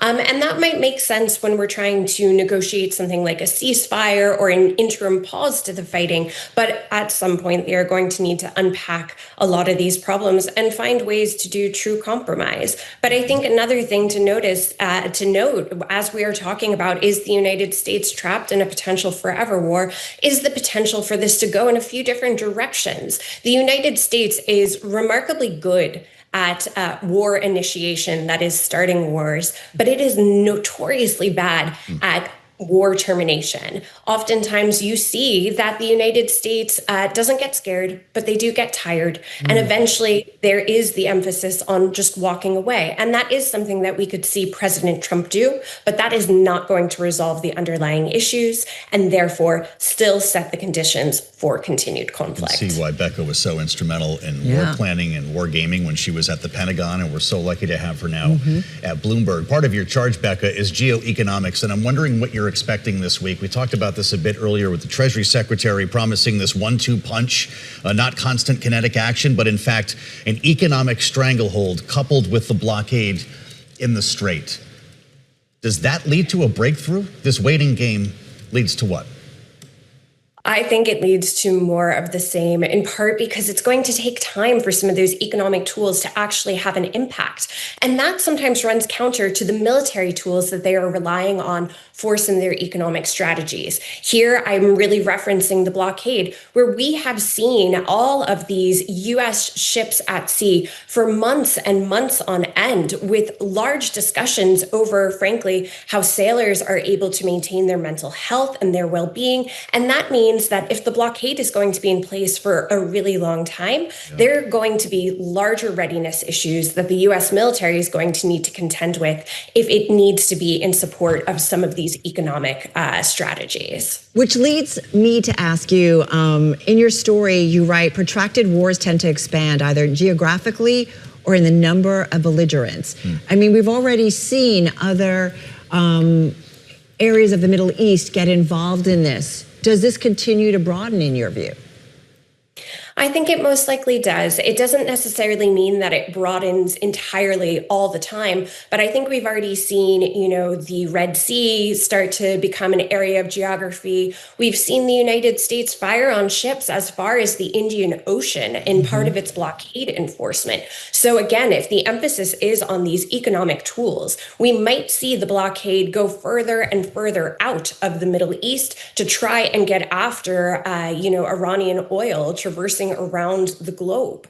So there's an opportunity for expansion. But I mean, not to be too gloom and doom, even though that is my charge, if you look at the history of world wars, this is often how they start. They expand slowly and then all of a sudden. Well, the references to history here in the Vietnam War in this essay are really important. This is something we talked about early. Like, does this become a world war?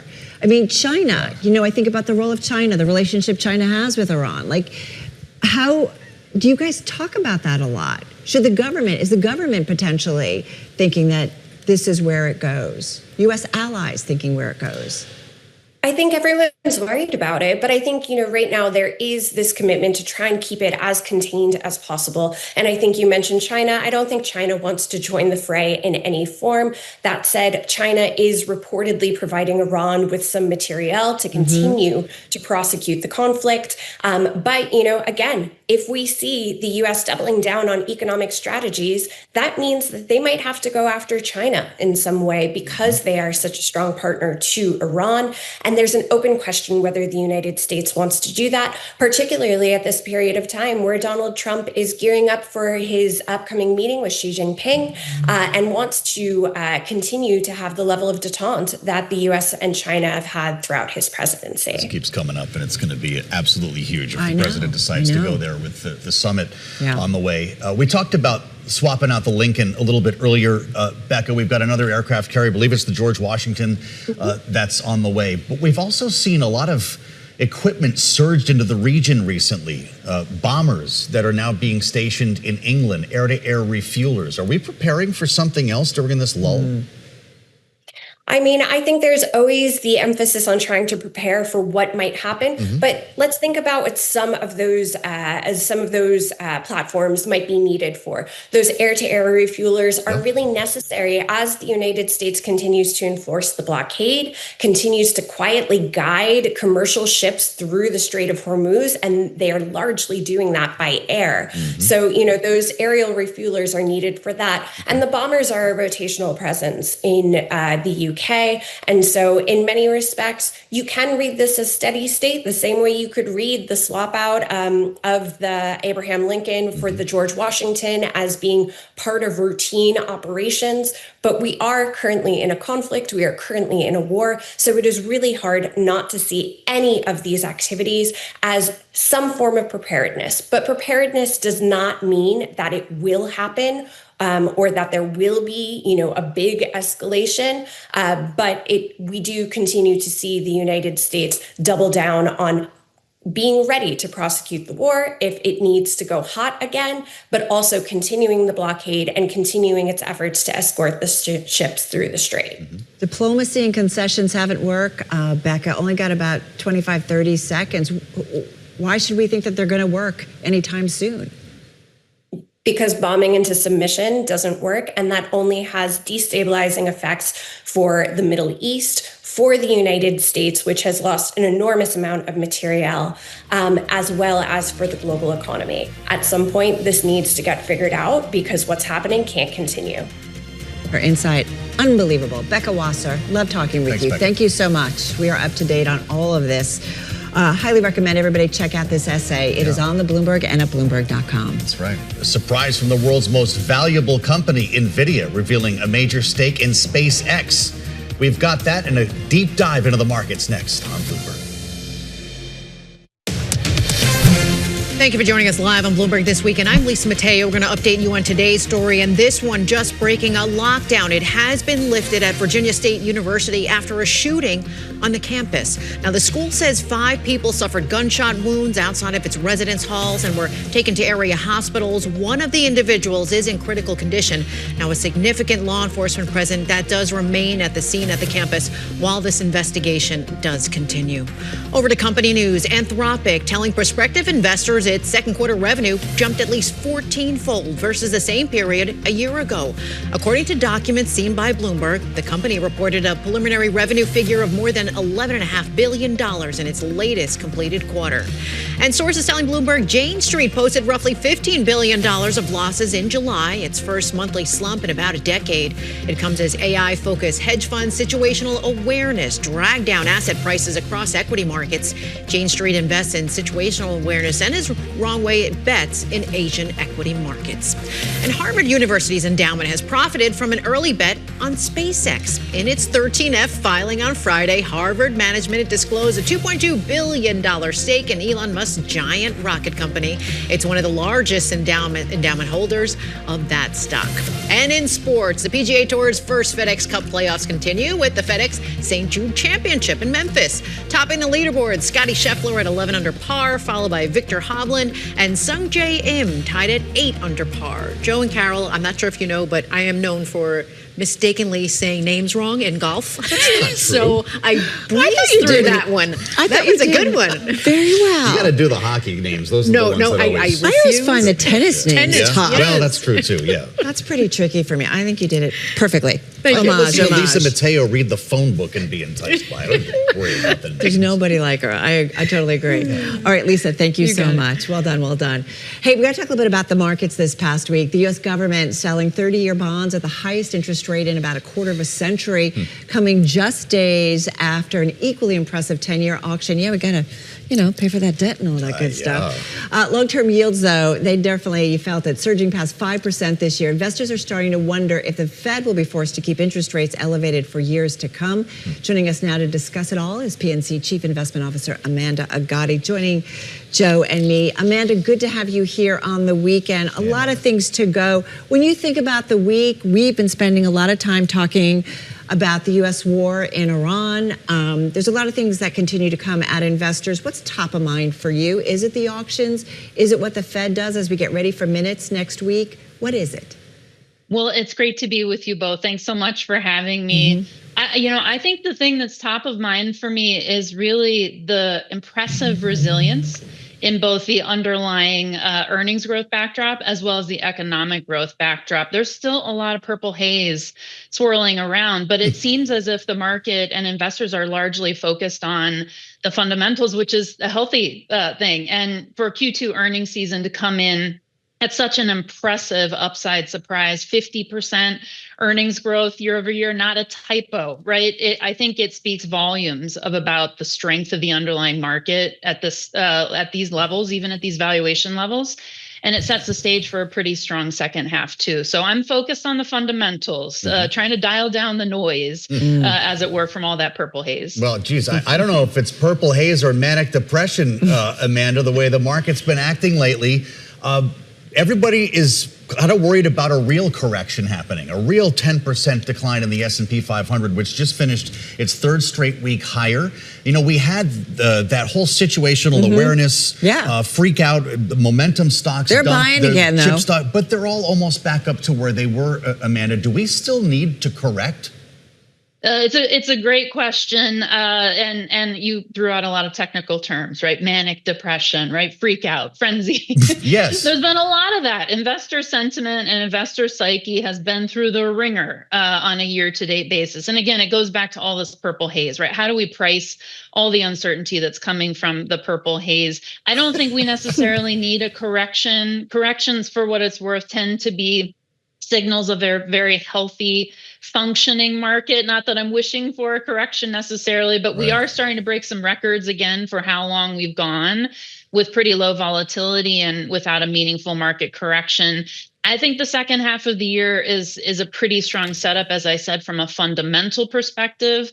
I would not underappreciate the volatility that may come leading into the midterm. So that could create a little bit of noise. It could create a little bit of a correction or a downdraft. We'd be using it as an opportunity to reposition portfolios for sure. You know, Morgan Stanley's Mike Wilson sees earnings reviving momentum trade. You've got that view. We, though, did some reporting, too, that we have had such strong earnings. It's going to be really tough comparisons, and that momentum cannot continue, or is not at least expected to. So that's a different set of fundamentals. Does there need to be potentially a reprice off of that?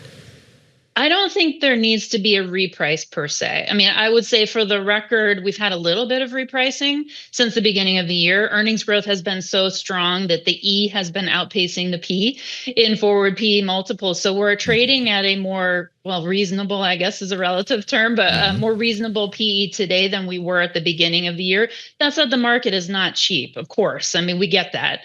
There are still pockets of opportunity. It looks like for Q3 earnings season, it will be the fifth quarter in a row where we have been seeing a trend of positive revisions, setting an ever higher bar, and then hopefully beating it. But you're right to call out that this momentum can't last forever and that comparisons do get tougher from here. And so, you know, maybe 2026 is peak earnings. I don't want to get bearish with you. I feel very good about where we are right now, but it does look as if the setup for 2027, I guess it is pretty early, but for 2027, the year-over-year earnings growth is going to slow.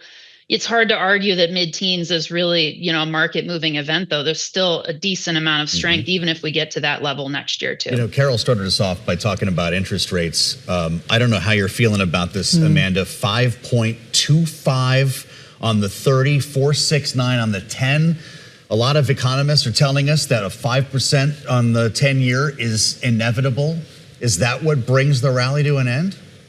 You know, it's such a great question. We've been getting this question a lot lately. There's no question that hitting a 5% level is a psychological threshold, barrier, headwind to markets. But I think, you know, in past cycles, we've seen that historical relationship be very strong, that correlation of once you hit that level, equity markets start to struggle.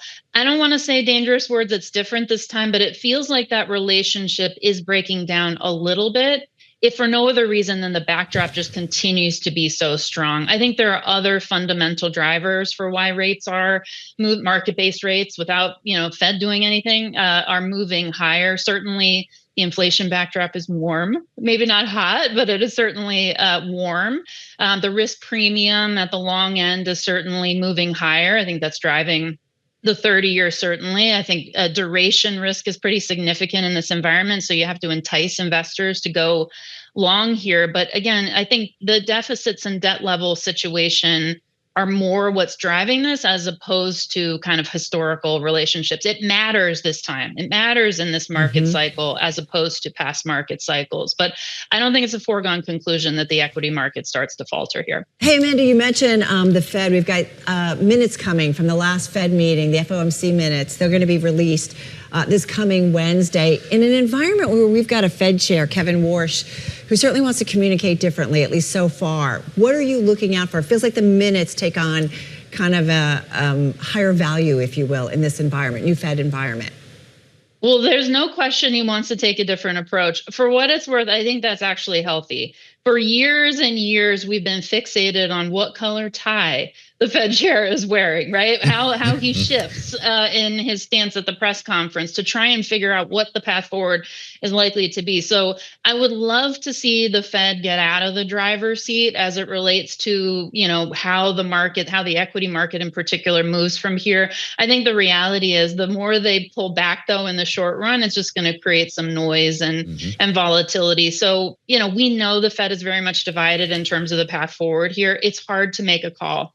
But based on the data that we're looking at, we do not believe that they should be hiking in this environment, that some of what is happening here, again, dangerous word, transitory, right? That word didn't work out so well the last time. So maybe I'll say temporary. But we just don't see the Fed needing to make a big move in September. Boy, Amanda, you look too young to be a Jimi Hendrix fan. Purple Haze, I thought we were riffing here. Thanks for being with us on Bloomberg on this third stone from the sun. Two of New York's biggest sports teams are splitting up. We've got that next. Alongside Carol Massar, I'm Joe Mathieu. This is Bloomberg This Weekend. Welcome back to Bloomberg This Weekend. I'm Joe Mathieu alongside Carol Massar, businessman and venture capitalist Josh Kushner, and former Disney CEO Bob Iger. You heard about this. You're talking about this week. Oh, yeah. Big story this Getting week. into sports business, teaming up to buy the Lakers, the LA Lakers, for a record-breaking $12.5 billion. That is the highest ever price for a sports team. These prices are expensive. He likes the Clippers too, or he liked it. So it's Well, interesting maybe to not see. anymore. Not anymore. He's got there's a new team in time. Yeah. Well, the pair had been looking to acquire an NBA expansion team in Las Vegas, but pivoted to the Lakers and current majority stakeholder Mark Walter. For more on this, we turn to Randall Williams. He's been covering all the twists and turns. Actually, there weren't any because this just kind of came out of nowhere. He's Bloomberg News U.S. sports reporter, co-host of the Business of Sports podcast, which you can check out as well. Randall, we have been talking about this a lot this week. This was a deal that got done so quickly, a hefty price. You talked to Bob Iger. Tell us more. Sure. So as you said, Bob Iger and Josh Kushner were looking at the NBA expansion team in Las Vegas, and then the price was getting high, is what Iger told me. And at some point, a little birdie or an intermediary suggested or told Bob Iger and Josh Kushner, hey, you should go look at the Lakers. And sure enough, that had to be on Saturday or Sunday. And some 72 hours later, maybe 90 hours later, they had a deal. They were looking in Vegas. Yeah. They were going to start a team from scratch, Randall. What happened? I really think that there's a Walmart family involved, or a Walton family involved. And there's a couple other groups involved in Las Vegas, including Bill Foley, who's the owner of the Golden Knights. And then you have Mark Lazary and a group known as the Las Vegas Jacks. When you have that many groups involved, naturally, that competition is going to drive the price high. Yeah. Now, Josh Kushner and Bob Iger were considered favorites. However, if they say it's high, I can only imagine that I would guesstimate that it's over $10 billion. I got to go from the Lakers to the Knicks. I'm a Knicks fan. I'm sorry. I got to go there, guys. Yeah. And Randall and I, we were at the New York Knicks parade, so we did that together, too. We had a great time out there. But now all this, the Knicks moving closer to this New York Rangers spinoff. I mean, what's going on? Is this going through? I think so. I think, the Knicks or Madison Square Garden Sports Corporation is targeting separating the Rangers business from the Knicks business. And so what this will mean is that Madison Square Garden Sports Corporation will become the Madison Square Garden Knicks Corporation, and then there will be a separate Rangers business. What's expected to happen is this is going to extract value. This is going to figure out the difference between the Knicks business and the Rangers business. And, James Dolan has said that he has no plans of selling either team. But once you see the value of those teams, who's to say he couldn't get $2 billion for 20% of the team, or maybe even 15% of the team? Enter Jeff Bezos. I know. Not to be left out of this game, as Randall reports. Fenway Sports Group from beautiful Boston selling a minority stake in Liverpool. So he's got 30% of the team or the franchise, Randall. Is this... Delivered next day. Yeah, by drone. Just saying. Is this a vanity piece or an investment? Yeah. I think it's a bit of both, but the reality is that any team in the world that Jeff Bezos wants, he can have. Well, at some point, when you have as much money as Jeff Bezos does, someone could not be looking to sell, and he would say, "Name your price," and they would say $25 billion, and he would just write a check. And so the fact that this is, a 30% stake shows, I think there's some interest, but I don't think he's going to be involved on the day-to-day. This is something I think that is very small in his world. You know what's interesting? I think the FT had a piece too, and we talked about this on air with David Weston, of course, formerly head of ABC News. He knows Bob Iger, but we were talking about this idea, Randall, and I'm curious what you guys are hearing, that the interest in sports teams kind of resilient to AI, artificial intelligence, as we think about it in a world where we don't know, feel like a lot's going to be impacted. Sports, maybe not so much. Live sports, certainly. Yeah, I doubt it. I doubt it right now. I think that AI will enhance sports experiences. You think about walking into a new arena. If you're a season ticket holder, is your experience now customized? Does the arena or does your app say, "Welcome back, Carol. We'd love to have you eat the barbecue chicken. You had it last time." Like sort of those customized experiences is what I expect. Now, long term, if someone's able to create a technology-based league, something with robots or something that I think is we're far away from. That's the only threat that I see, but it's not in sight. It's a fantasy. Randall, I got to ask you, are you okay? Because there was so much sports breaking over the headlines just keep coming out yesterday. He's still in his pajamas. Randall's always okay. Pajamas, aren't you, Randall? Am I okay? Let me tell you. I'm not okay. When this news broke on Wednesday, I got a call maybe 2 minutes before Ramona Shelburne at ESPN story went live, and it just took over my day. And then yesterday, it had to be around 6 p.m. that the Knicks and Rangers announced that they were separating their business, and I quickly did that too. So I don't need any news to break for the next week or so. Everybody just settle down and let's get ready for the NFL season. I think we wanted you to come in studio, and Tim Stenevec, my co-host during the week, and he was like, I think you messaged him like, if everybody would stop messaging me, I could get to Bloomberg. I did say that. You did. I did say that. Just leave me alone. I was trying to get to Lexa around noon, and I did not get there until 2:30. You got the best around. He's like the coolest cucumber at Bloomberg News. You got this. We talked about this purchase of the Lakers, and he came in wearing a jersey. We were blown away. Yeah, I know. He came in prepared to play. Everybody wants to be Randall Williams. Well, time out I for don't know you. about that, but thank you all. Time out. Take a break. Go back to bed. Randall, thank you. Great to have you with us. Big bucks in sports. I don't know what they want to do with all these teams. Well, they want to show off and bring their friends to games, right? Think about the broadcast rights, right? I mean, there's a lot of value, and they just keep going up. And if you think about in a world where streaming's competing, content's creating, people still show up when it comes to live games. Here, and they'll keep streaming no matter the AI. Yeah. We're coming up on 9 a.m. in New York. How is that possible? We've got much more for you here on the only weekend show that matters. Do stay Bloomberg here this weekend.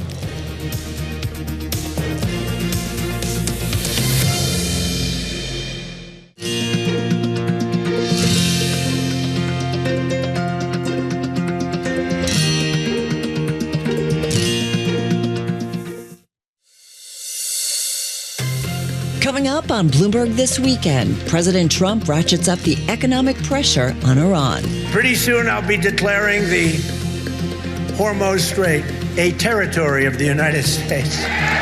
But Iran is fighting back, striking more ships in the strait. Who will blink first? New this morning, the Prime Minister of India laying out big economic ambitions in an Independence Day speech. I want to shake up the country a bit. I also want to shake up the strength of the nation. His plans for AI, tech, and banking. Plus, Bloomberg goes up close with an autonomous drone swarm. It's very futuristic and highly unreliable tech at the moment. What it means for the future of warfare and human involvement in picking targets.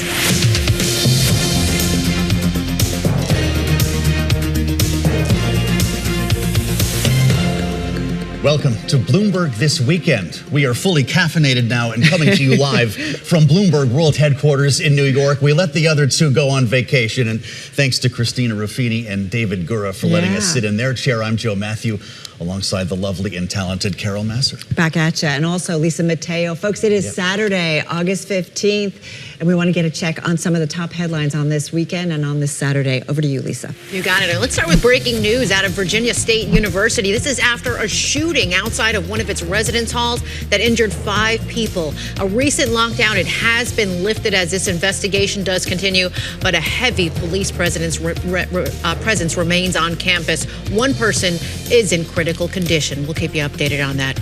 In other news, President Donald Trump downplayed the toll of American sailors enduring nearly 9 months at sea on the USS Abraham Lincoln. He spoke to reporters before flying to New York for an event. That ship is moving right now, or very shortly, and it's being replaced with another very similar ship. Has the deployment gone on too long? No. Not nearly long enough. Thank you, everybody.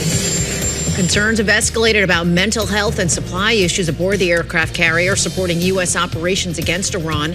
According to multiple reports, the Pacific-based aircraft carrier USS George Washington has begun heading toward the Middle East as a replacement.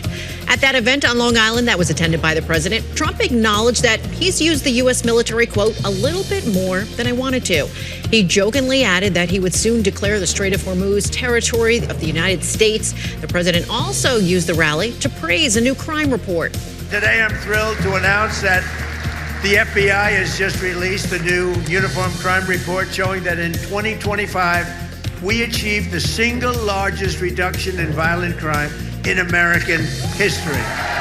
Well, in other news, the lawyers for Luigi Mangione are looking to dismiss the New York State murder case against him, citing double jeopardy.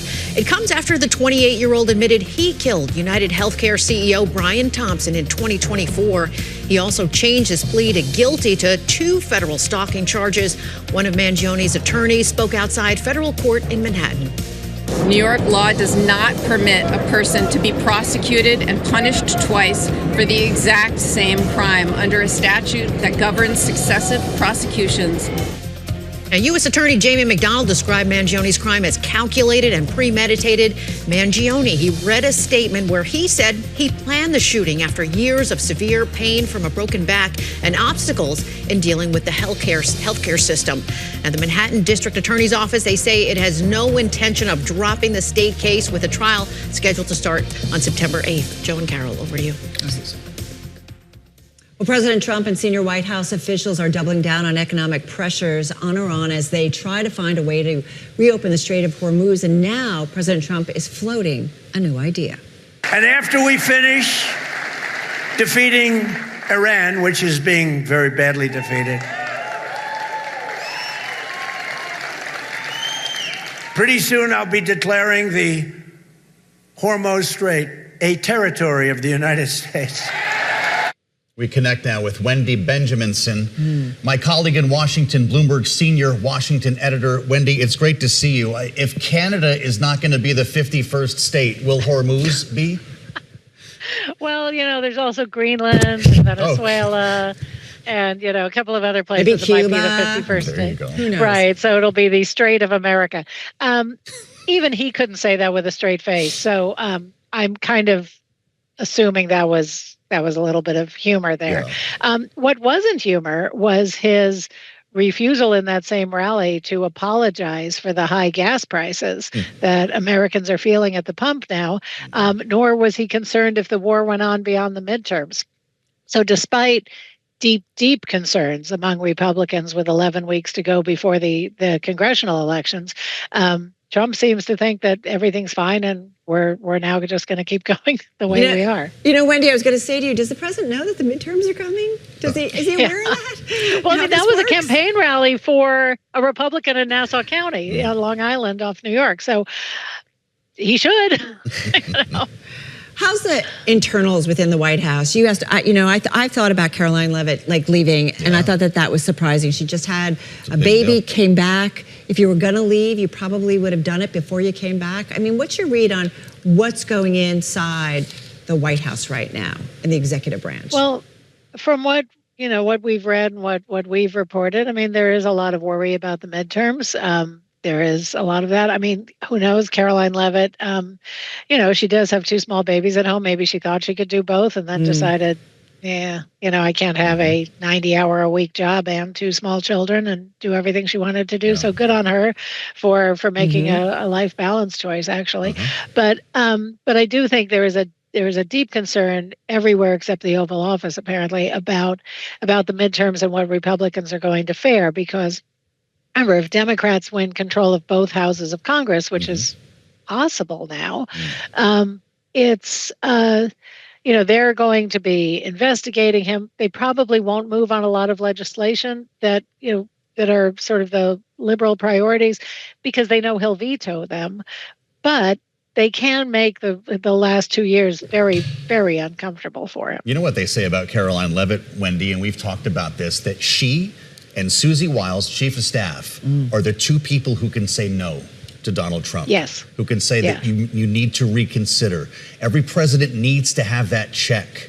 Without it, what does Donald Trump become?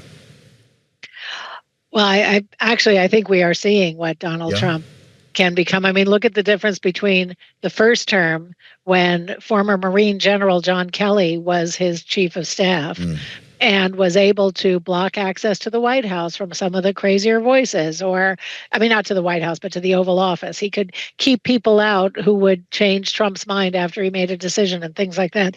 We sort of expected Susie Wiles to do that, but she doesn't seem to be. Yeah. And the idea seems to be let Trump be Trump. So it's a very, very fluid situation. And that's, what was happening now. The military campaign against Iran is not forcing Iran to capitulate or give up their nuclear program or anything, as many, many other administrations learned they can't do. They won't capitulate. And so now they're going to try to up that economic pressure. And that's like, who knows where that idea came from? It could be something that Trump thought, well, if I can't do it with bombs, I'll do it with money, which would be sort of on brand for him. But we don't know where the idea came from. Hey, Wendy, just to wrap up, we were all talking on Friday about what U.S. Treasury Secretary Scott Bessent said in terms of some extreme economic measures against Iran. Just heads up as we look at the new week, are we expecting something anytime soon? Just quickly. Well, yes, Bessent said we would see things next week. We would see an economic weapon program, if you will, unleashed on Iran. He used the superlatives that Trump does, the biggest that we've ever seen. But we don't know what they are. I mean, Iran is already under more than 2,000 sanctions. The Strait of Hormuz, the Persian Gulf is blocked to Iranian ports. So we don't, through the naval blockade. So who knows what else they could do. But Bessent did say he would say something this week. All right. Well, we will be listening out for it. Hey, Wendy, always appreciate it. Wendy Benjamin, she is senior DC editor here at Bloomberg News. Just talking about the war in Iran, top of mind certainly for President Trump. But a year ago, it was a bit of a different war. Isn't that right? On August 15th, I couldn't believe this, 2025, it's already been a year. I know. He was in Alaska meeting with Vladimir Putin with the goal of reaching an agreement on ending the war in Ukraine. 365 days later, no tangible progress. Joining us now is a former U.S. congressman, former Republican congressman, and friend of the program, Denver Riggleman. He is now CEO of Rig Technologies. And let me tell you, Carol, there's no such thing as a boring interview with Denver. It's good to see you on a Saturday morning, my friend. And thank you for coming on the program. You've spent a lot of time in Ukraine. You joined us from Odessa. We talked when you were in a bomb shelter. Can you imagine that was a year ago, Denver? This is the war the president was going to end on day one. And some are wondering if it will last longer than the war with Iran. What do you think? I think it will. I mean, if you're looking at this, what's interesting, it's so funny, Joe, I was in Odessa in a bunker, and the August 15th one-year anniversary today of the Putin-Trump summit in Anchorage was only 10 weeks after Operation Spiderweb. And I think a lot of people failed to actually put that together, is that Trump gave Putin a lot of legitimacy after what a lot of people thought with Operation Spiderweb was really the first time we saw that Ukraine could actually win the war. And I think at that point, instead of the U.S. capitulating to Putin, they probably should have, and I would have if I was POTUS, I would have been funding Ukraine at a much higher level, seeing what's happening with what's going on with Russia, specifically their economy, and what Ukraine can do with drones. So it's incredible to me that a lot of people might have expected something to come out of this summit. But if we look at past performance as indicative of future performance, Trump, even up to that time on August 15th, hadn't done really anything against Putin except lip service. And again, when you're a year on, we're in the same exact position. We got a stalemate really with drone warfare between Ukraine and Russia. And people can try to, on each side of the problem set, say, oh, Russia has the advantage, Ukraine has the advantage. But sadly, we're in a position where you have somebody like Putin, a dictator, really a murderous thug, right, that was given legitimacy by the United States. And I think we're going to look back on that really with disdain, but also history will judge it pretty harshly. Congressman, I do wonder, too, there are times that President Trump is certainly critical of President Putin as well. What is your read in terms of how President Trump really sees President Putin? Is it friend or foe? I think it depends on what, and I hate to be so blunt on this, Carol, I think it actually depends on the financial incentive that Trump has at that particular time. If you look at Ukraine now, and you see sort of a thawing or a warming with Trump and Zelensky or Trump and Ukraine, or you don't see quite as harsh rhetoric. When you're looking at drone warfare, you see a major portion of Trump's family is invested in drone programs. If you're looking at Power Us, if you're looking at Usual Machines, you're looking at Extend drones. You're also looking at Vulcan Elements, right? Some of those that are actually attached to drone warfare or drone production. I think what you're seeing is that since you do have the Trump family and associates and defense contractors interacting that way, I think that's why you're seeing some of the thawing there, Carol, when you're talking about Trump going after Putin a bit and also seemingly starting to warm towards Ukraine. They always say follow the money. That's exactly right. I want to tap an area of expertise in Denver. Riggleman, before he was a member of Congress, he was in the Air Force and spent many years as an Air Force intelligence officer, which brings us to a story that caught our attention this week. Congressman, the White House out with a memo around heightening cyber attacks against our adversaries abroad by actually tapping private enterprise. I'm looking at the presidential memoranda right now, expanding capabilities to combat transnational cyber-enabled crime. We're going on the offense. Denver, is the U.S. currently engaged in cyber wars that the public is not seeing? Well, not only was I Air Force intelligence, Joe and Carol, as you know, I also worked in NSA off and on for 16 years. I was actually billeted in it's called a 4,000 billeted NSA as an Air Force officer, where I did operations not only with, I would say, acquisitions, but also with operations. So I did this specific job. I can't tell you the 3-letter and 4-letter organizations inside of NSA that actually conducted these operations.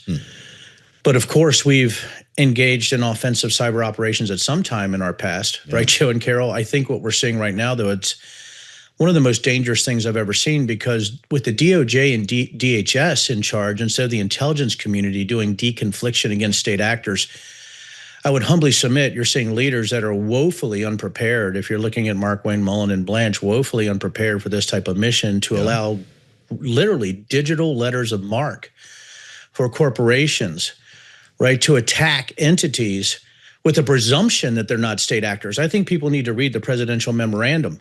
You have to have authorities and certifications. You have to look at intelligence gain loss. What are you actually gaining? Or is it a one-time attack? What are you giving to those who are attacking you that can see your attack vectors and modalities? And also, the thing that really bothers me, Joe and Carol, is this, right? Who's benefiting? Right now you have private contractors that are incentivized to identify targets to make more money with the private companies they're engaging with. And who are those companies backed by? And by the way, are there U.S. entities that will be identified in some conspiratorial notion that they're being backed by the globalist government or foreign entities, which now you're looking at bizarre conspiracy theories of stolen elections and foreign entities that are somehow in every single portion of the government or in corporations. So this is probably, since we've started, one of the most short-sighted and maybe one of the most devastating things when it comes to cyber warfare and cyber defense. Another sobering thing on this Saturday morning, to be quite honest. What's the danger? Let's go there, Congressman. What's the worst outcome we could see as a result of something like this?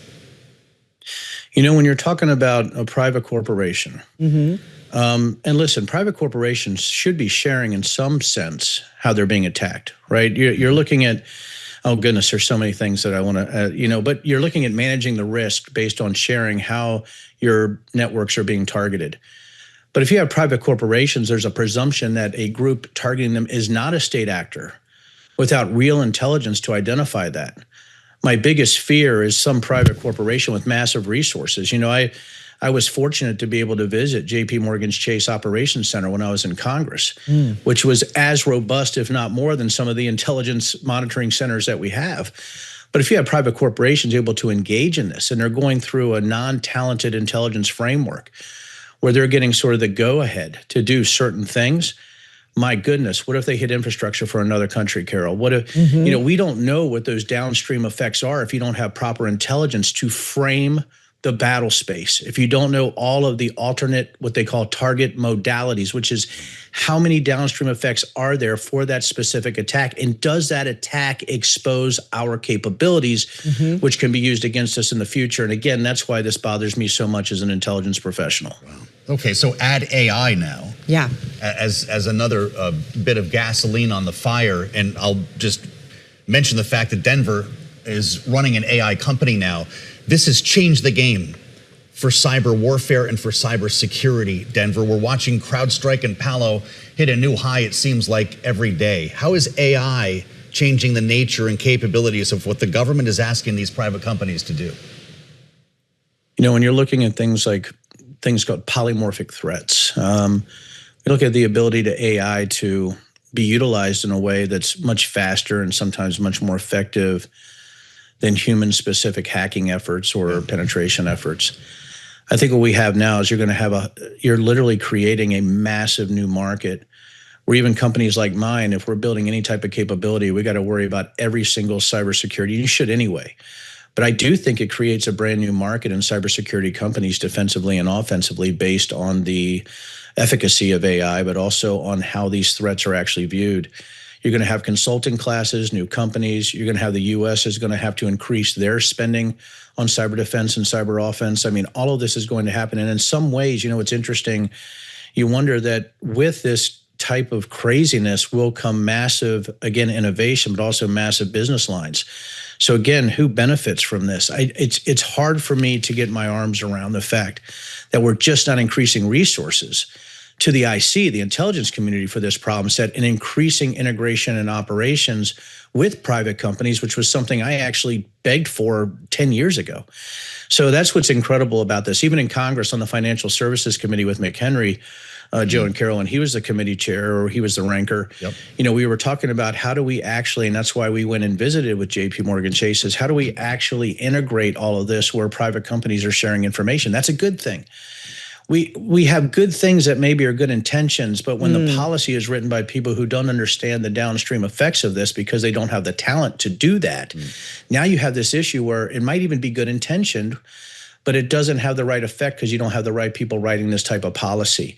So that's where I think we're going with all this. I think we're in just a very bizarre dynamic, but also maybe very short-sighted policy change here that's just hard for any real intelligence professional to get their arms around. Just up the frickin' funding, you know, for the IC and for operations integration. Why are we letting DHS and DOJ making choices that could actually affect NSA and CIA operations overseas, or have state actors look at us as somebody to attack even more because we're irresponsible in how we're utilizing those capabilities? Congressman, you talk about sharing of information. President Trump wants to share information at a cost. Get his tweets earlier than the rest. You see what it costs? Yeah, $60,000, $100,000 for just microseconds faster of access. Hey, listen, hedge funds, if it's microseconds, that's real money. I'm not saying hedge funds are doing it or paying some out. Are. Well, right? So in some news organizations? Yes. Right? So what do you make of this? You were a politician before you re-entered private life. Is this legal in a world where I feel like every day we're asking, when it comes to certain moves, either out of the White House or the administration, whether or not this is legal? So love your take on this. I think once you start codifying insider trading and actually saying, hey, if you're rich, you're going to do a lot better than everybody else in the U.S., I think that would be a pretty powerful messaging statement for anybody running against Trump or anybody that who's attached to him. That's how I think a lot of people would view it. I mean, already, if you look at Congress, I was there. I was on the Financial Services Committee. People can look at, there's no way I'm doing stock trading or anything like that if I'm in Congress. To me, that was just, it's hard to explain, Joe and Carol.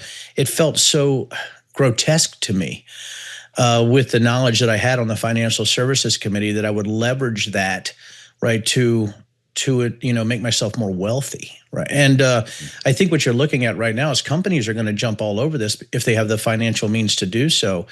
But me and, when you talk about the people around me, we own whiskey distilleries, I talk to them. There's nobody there who's going to be paying $100,000 to get True Social posts first so they can engage in trading at speed to maximize what they're making based on tips that you already have. But I'm going to bring up something else. I think that might surprise people, that it's already happened.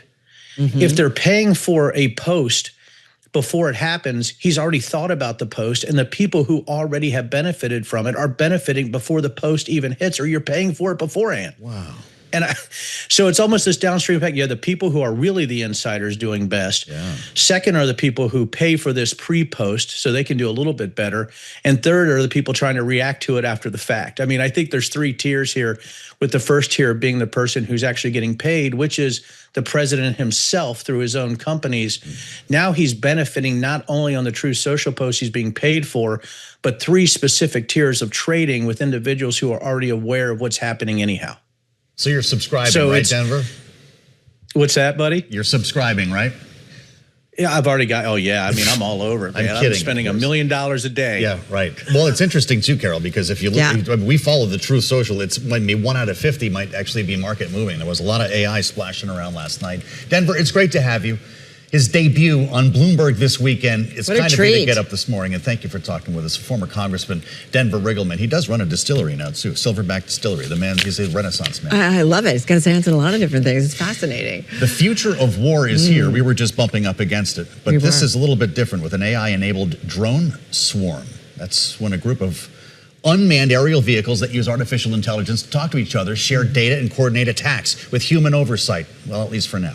There's a leader drone that has the brain, and then it's got its 3 followers that you can use as your munitions to send.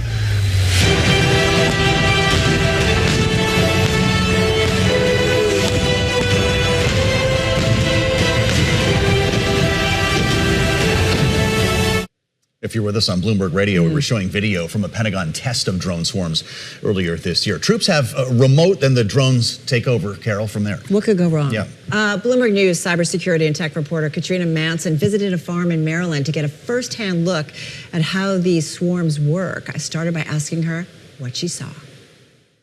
Well, we drew up at this farm in Maryland. So imagine a field of young green corn. But the thing that immediately catches your eye is there's a Cold War era tank in the middle of it.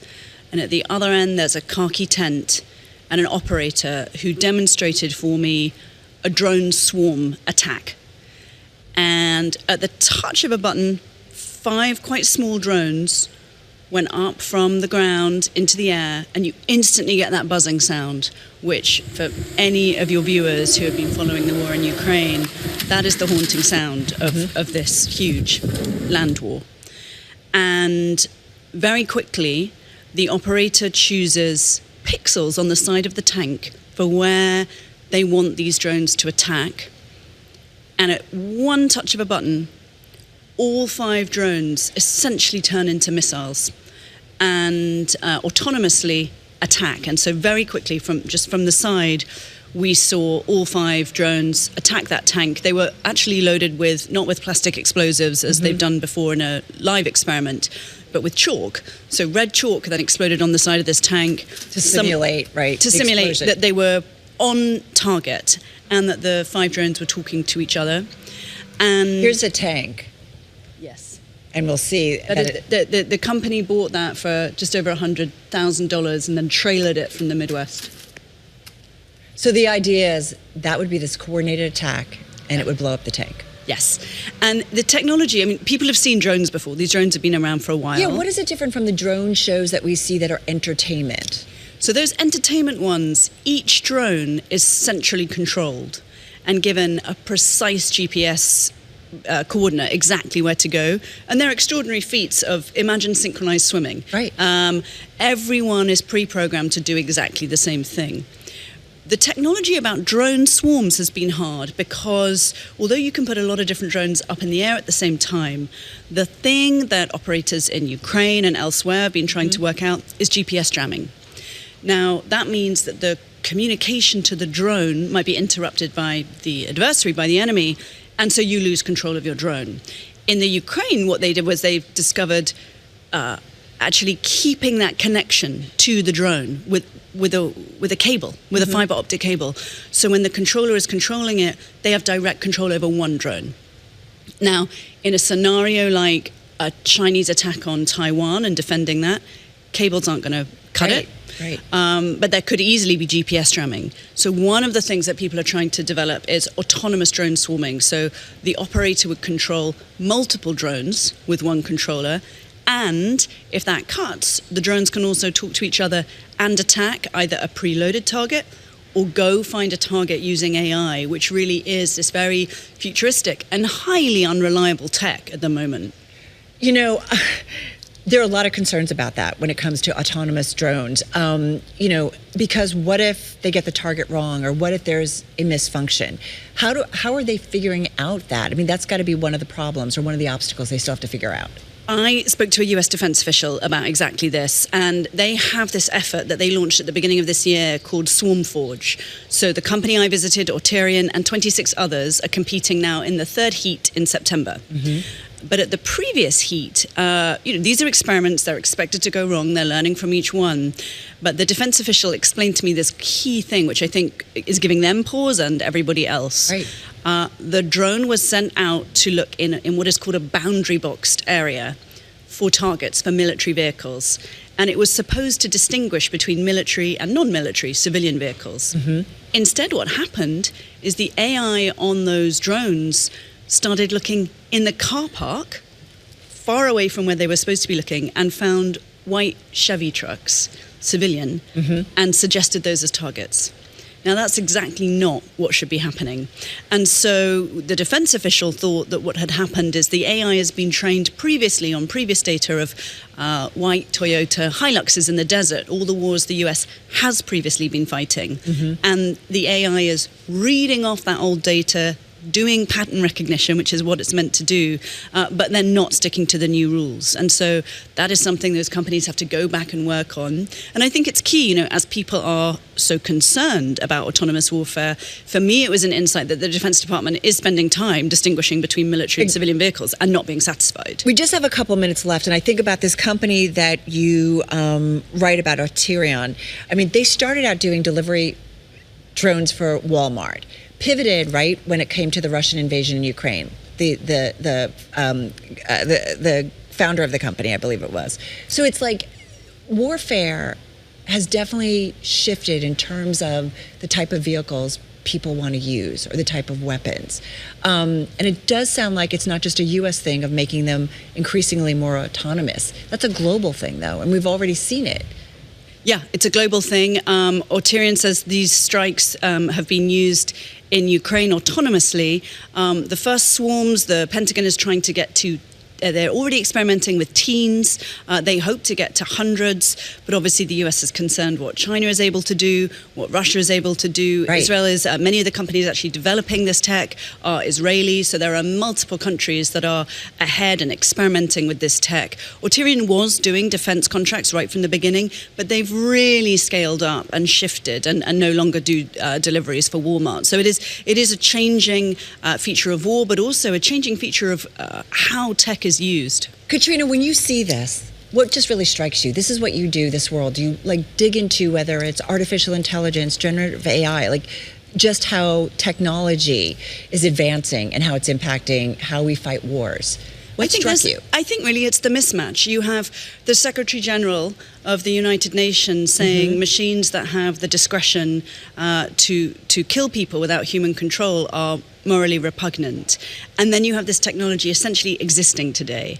And so that debate, that discussion is happening often without an understanding of, sometimes the proponents of it would argue the conditions of war, and the campaigners against it would argue the real risks that this whole technology goes tremendously wrong. And watching that and watching the experiments always, for me, encourages me to look for the concrete examples of what goes right and what goes wrong. Would you say, though, bottom line, that, I mean, at this point, everyone seems to say there's going to be a human element to it? Yes, US defense policy is the commander verifies the target. That is still part of US policy. That is still the way these drones are working. Today. But the same defense official I spoke to who explained how that process works said that if there are human lives at risk, they should carry on using human verification for a target. But there is a scenario, the official told me, where you would have drone-on-drone attacks, and there will be too many targets for a single human to select, and at that point, the drones need to do the attacking. That's their view. As I said, new era of warfare in a big way. Katrina Manson, thank you as always. Great story. We highly recommend everybody check it out. It's on the Bloomberg and at Bloomberg.com. Katrina, thanks. Thanks for having me. It's not scary at all. What could possibly go wrong? No, I mean, increasingly, it's no longer just, men or women confronting each other in warfare. It's increasingly technology, and we know that. And to some extent, some of that can be good in terms of limiting human casualties, or not necessarily, but it's changing dramatically. The AI stories we've been talking about recently with the jailbreaks that we've seen in models from OpenAI, from Anthropic, they're breaking out of the sandbox. But in this case, they're weaponized, which is what brings everyone to the Terminator conclusion. Has Skynet been realized? And the question is, when they do that, they're testing, some of the models in terms of the sandbox. But can they fully be tested? Can you fully test these types of technologies to ensure that if they are making decisions on their own? Pickup trucks in the parking lot next door, it might already be too late for that story. All of this stuff is only as good as the data you put into it. Unbelievable. Just saying. Anyway, Katrina Manson, she's a killer around here. Reminding us we work with the smartest people in the world. Yeah, we really do. Great. Speaking of smart people, let's get a check on some of the top headlines on this Saturday. We're back over to Lisa Mateo. Lisa. You got it, guys. And let's start overseas. And this is the death toll after an Israeli airstrike on southern Lebanon. It continues to rise. Now 11 people have been killed. State-run national news agency had said the attack targeted the home of the edge of the village in Ansar. It's one of the deadliest strikes since a truce between Israel and Hezbollah went into effect in June. Hawaii's Big Island bracing for a direct hit from tropical storm Lala. Forecasters say it'll bring heavy rain that can cause destructive flooding and strong winds that can even fuel wildfires. Now, if Lala makes landfall as a hurricane, it would be the first to do so since 1871. And a powerful magnitude 7.7 earthquake has struck off the coast of Indonesia, killing at least 38 people. The quake had collapsed buildings and homes. It also triggered a landslide. A tsunami warning, it was initially issued, but later lifted. India's Prime Minister Narendra Modi promised to reach out to younger citizens after widespread student protests. And he renewed his pledge to make the country a developed nation within 2 decades. In the coming 7 to 8 years, India will be starting 5 7 to 8 semiconductor plants. 2047 tak By 2047, India envisions having 100 gigawatt nuclear power. In this decade, we aim to start 5 new nuclear reactors.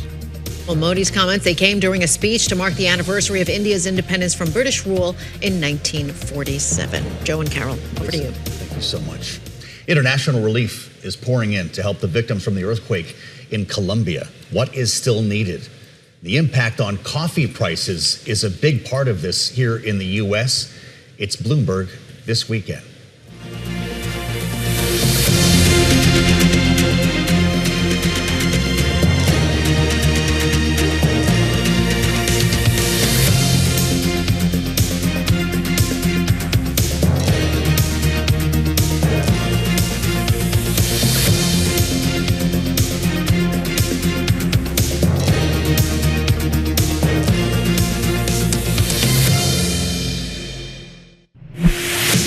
Thanks for joining us live on Bloomberg This Week, and I'm Lisa Mateo. Let's update you on today's top stories. Alibaba now has the world's #1 artificial intelligence model.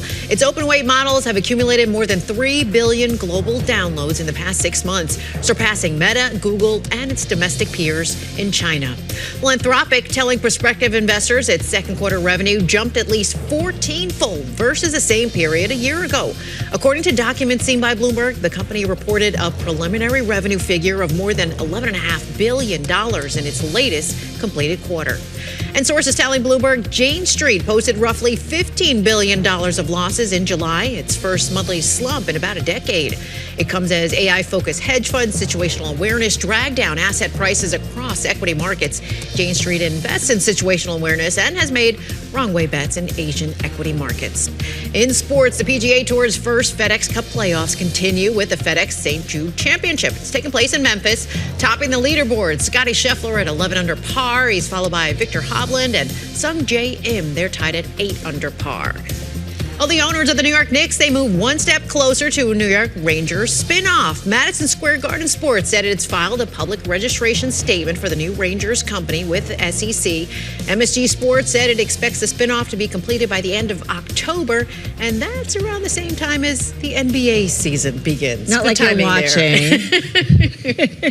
There you go, guys. A little bit of a Knicks fan over sports we're talking about Yeah. this morning. They just keep coming. A lot of stuff. Lisa, thank you. As Indonesia assesses the damage from that massive 7.7 magnitude earthquake, rescue efforts are continuing half a world away in Colombia. They certainly are. Nearly 300 people died in Monday's 7.4 magnitude quake. For an update, let's head to the capital of Bogota, where Mia Dahl is, Bloomberg News Latin American reporter. Good to have you here, Mia. What can you tell us about the latest in terms of the rescue efforts and where that sits right now? The rescue efforts continue in Western Colombia. So we've already passed the critical 72-hour rescue window, but we hear from rescue teams that they still continue to hear signs of life underneath the rubble. So they continue to search. And we know from a recent earthquake in neighboring Venezuela that it's possible to find people many days after the earthquake strike. So actually there they found people alive up to 29 days. So we will see rescue efforts continue these days, but they will increasingly then become replaced by recovery and reconstruction efforts. Well, rescue and recovery is, of course, the priority here, Mia, but we also are concerned about the economic impact on Colombia, where we understand that coffee exports have partially resumed. What's the status? That's correct. So initially, there was a big shock to coffee exports. Colombia is the world's second biggest coffee grower. Yeah. So anything that happens to coffee here will really affect world prices. And that happened after Monday's earthquake, primarily because of damage to infrastructure. The roads, the ports that are supposed to transport coffee out of Colombia were damaged. And that created an initial shock. We saw a spike in futures of Arabica coffee. They had already increased by 30% since June because of weather conditions related to El Niño. But then we saw a multiple week high on Wednesday when they came up to $3.2 per pound. Now they're recovering because those infrastructure routes are starting to recover as well. And we are likely to see a normalization of that industry, but there will be very severe impacts to the wider economy. Well, let's talk about that. And I also think about the new leadership, the president who just came in. Mia, often, unfortunately, crisis moments are true tests of leadership. What can you tell us about that front and how that's going so far? So the new president in Colombia really just started the job. He was sworn in as a president on Friday last week, and Monday was his first day on the job, and he came into this massive crisis. He was already facing a number of crises, a fiscal crisis, a security crisis, a health crisis, an energy crisis. But then this earthquake struck at 7:30 in the morning, and it created a whole new set of crises for him.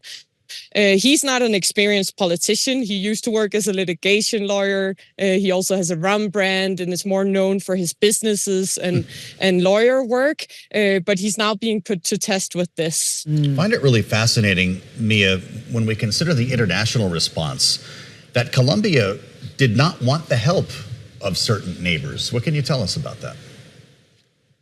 That has created a lot of criticism. So initially, a lot of neighboring countries or countries across Latin America offered help, including Mexico, which has a lot of experience in these rescue missions and have been deployed in over 90 different countries in the world. But the president rejected those offers for rescue teams. He instead said that he would receive rescue teams from Israel, El Salvador, the United States, which are ideological allies, unlike Mexico, which created a lot of speculation and criticism as to whether he was making this like a political gamble for rescue efforts. All right, we're going to leave it there. Hey, thank you for the update. That is Mia Dahl. She's Latin America government reporter in Bogota, Colombia, Thank you, Mia, with the latest on that. Well, this year's Super El Niño is taking a heavy toll from erratic Indian rain to intense European heat. Weather extremes are threatening crops, supply chains, and lives. Bloomberg Originals looks at how bad it could all get.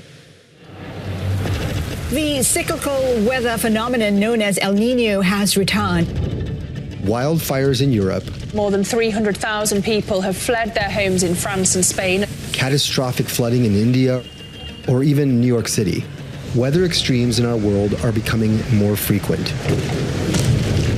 So scientists are worried about this El Niño for two reasons. One is the scale of this El Niño. It's perhaps the biggest they have seen in recent history. And when it is coming, which is in a world that is already 1.4 degrees Celsius hotter as a result of human-caused climate change. El Niño doesn't roll around that often, so it's difficult to totally anticipate what the effects will be. But this has the potential to be a historic event in terms of its power. The economic toll this El Niño will take may not be known for years to come, but looking into the past gives us some ideas. In our daily lives, the oceans play a crucial role. They can drive our climate and our weather. El Niño taught us all about that. The El Niño that ended in 1998 had a major effect on global economies. The damage was about $5.7 trillion. It rippled for 5 years after the event ended. Losses from the 2015-2016 El Niño also ran into the trillions, and kind of forecasting suggests we'll see that again.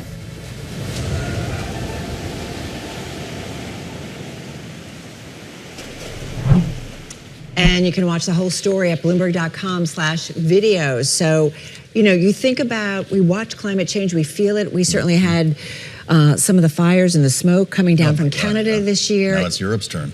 Exactly. And it's the extremes. It's a lot of rain, it's drought, it's high temperatures. But El Niño expected to be the worst in at least 76 years. And we're talking about, I don't want to go, it impacts humans and their lives, but there's also an immense financial toll. Yeah, this is a big economic story when you consider the cost of food already rising, thanks to so many issues, including the war in Iran, the cost of energy, diesel prices, lifting prices for everything that gets to our tables. And you add a weather phenomenon like this, and it can become a lot more complicated.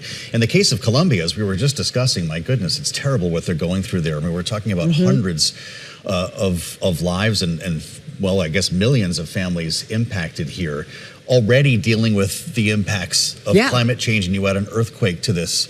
It comes through the supply chain on the other end, as Mia told us, and that's the price of coffee. And we know these tough things have happened over the years, but it's the frequency and how extreme they are that it's really hard, and the impact is certainly felt longer, and it's much more severe. Yeah, absolutely. These are all factors that play into the markets. When Carol and I get back to it on Monday, we'll be talking about these things. Commodity prices are a huge driver in decisions that investors are making now when it comes to stocks and bonds. You can't hide from it. It's interesting. We don't talk so much about alternative energy. It's kind of been politically not the right thing to do, but increasingly look around the world, those investments are being made because they're thinking about fossil fuels and the impact it continues to have. For sure. Certainly That's why on environment. we've been watching solar stocks bounce back for that reason recently. When we come back on Bloomberg this weekend, we'll test our we're going to do this this game again? Come on. I failed. I lost the whole thing last time. It's not multiple choice. You're going to win.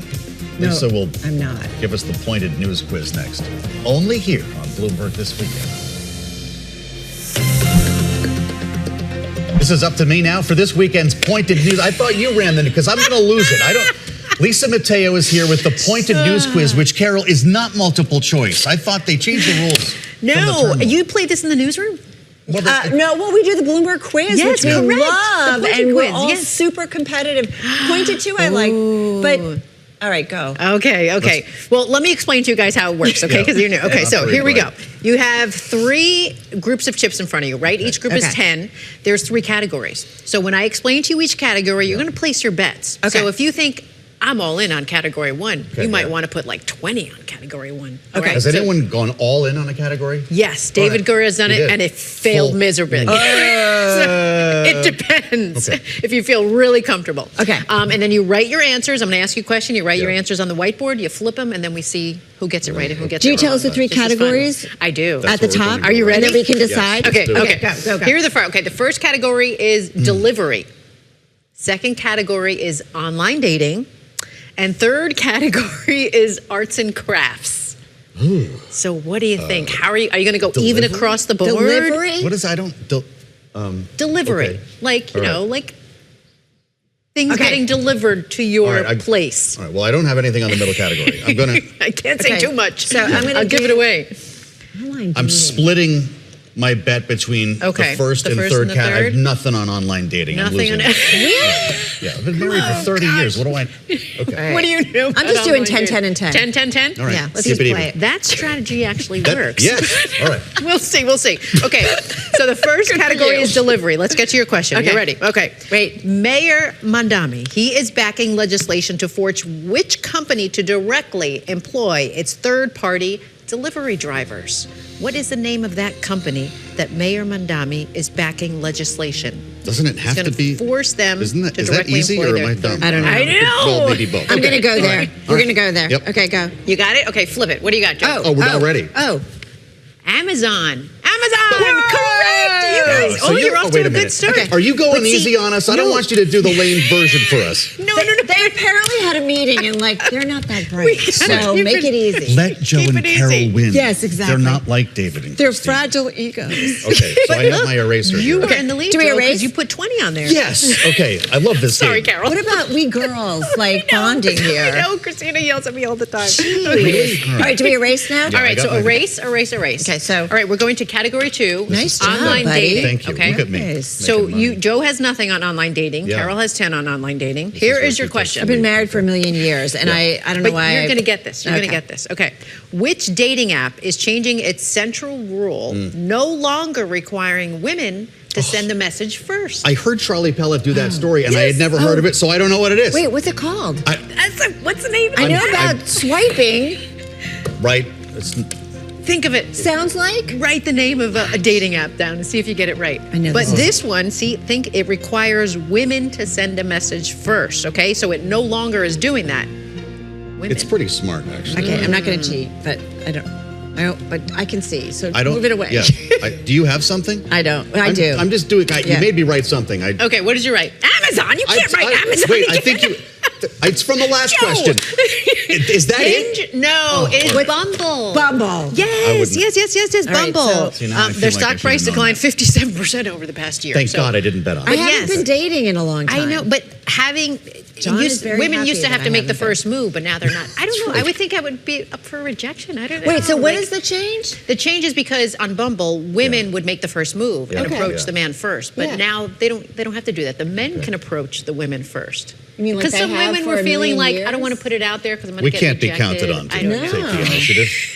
And I yeah, believe John's in- very glad you got that wrong. I know. Good job. He Thank is. you. Carol, you're not doing good. So what do I do? happens when you get it wrong? You give your chips to You me. lost the. Oh. So you give me now I'm those, getting- and you got the first one wrong. No, you got No, the I first one got right. the first She's like, don't There's take my no chips. way I'm going to do it. Is the show over yet? The house?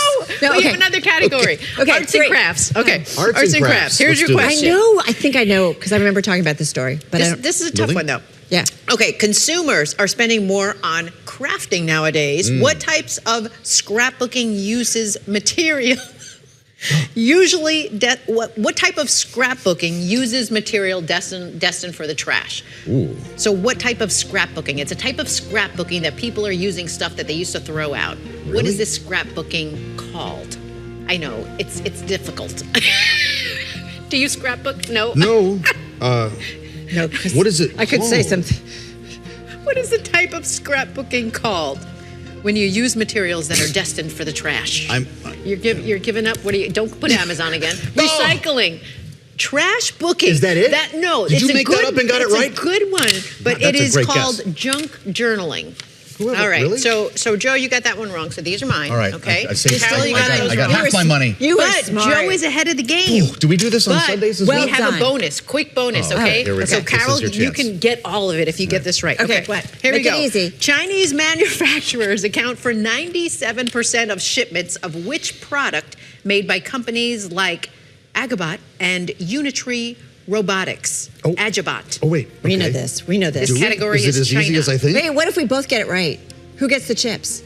Darn it, that's never happened yet. Okay, are you ready? Are you Wow. ready? Yeah. Ready? Check your cards. Drones. No, humanoid robots, guys. No, actually, Robots Lisa, are drones. that is wrong. So give us the chips. Do we do this You guys again on did- Sunday, or is this You a did Saturday very thing? well, though. It was fun. Yeah, it's Do fun we when get you to do win. it again? No, I guess there's only one a week, right? No, we do it only on Saturdays. Saturdays, all right. Yes. My But you record can is play intact. at home, Bloomberg.com/pointed. It's also on the Bloomberg Business app. It's drones. Yes. It's not drones. It's humanoid drones. robots. Lisa, check your notes. It's drones. I give up. All right. This has been fun. We're going to come back tomorrow and do this again. Are we really doing that again? Yeah. We're doing but this again, yeah, not the this game. again. No, we're doing this whole show We're going to try again. and lighten it up a little bit. Hey, Byron Donalds is going to be with us tomorrow ahead of the Florida state primary. We'll also talk to California Attorney General Rob Bonta. Have a great Saturday.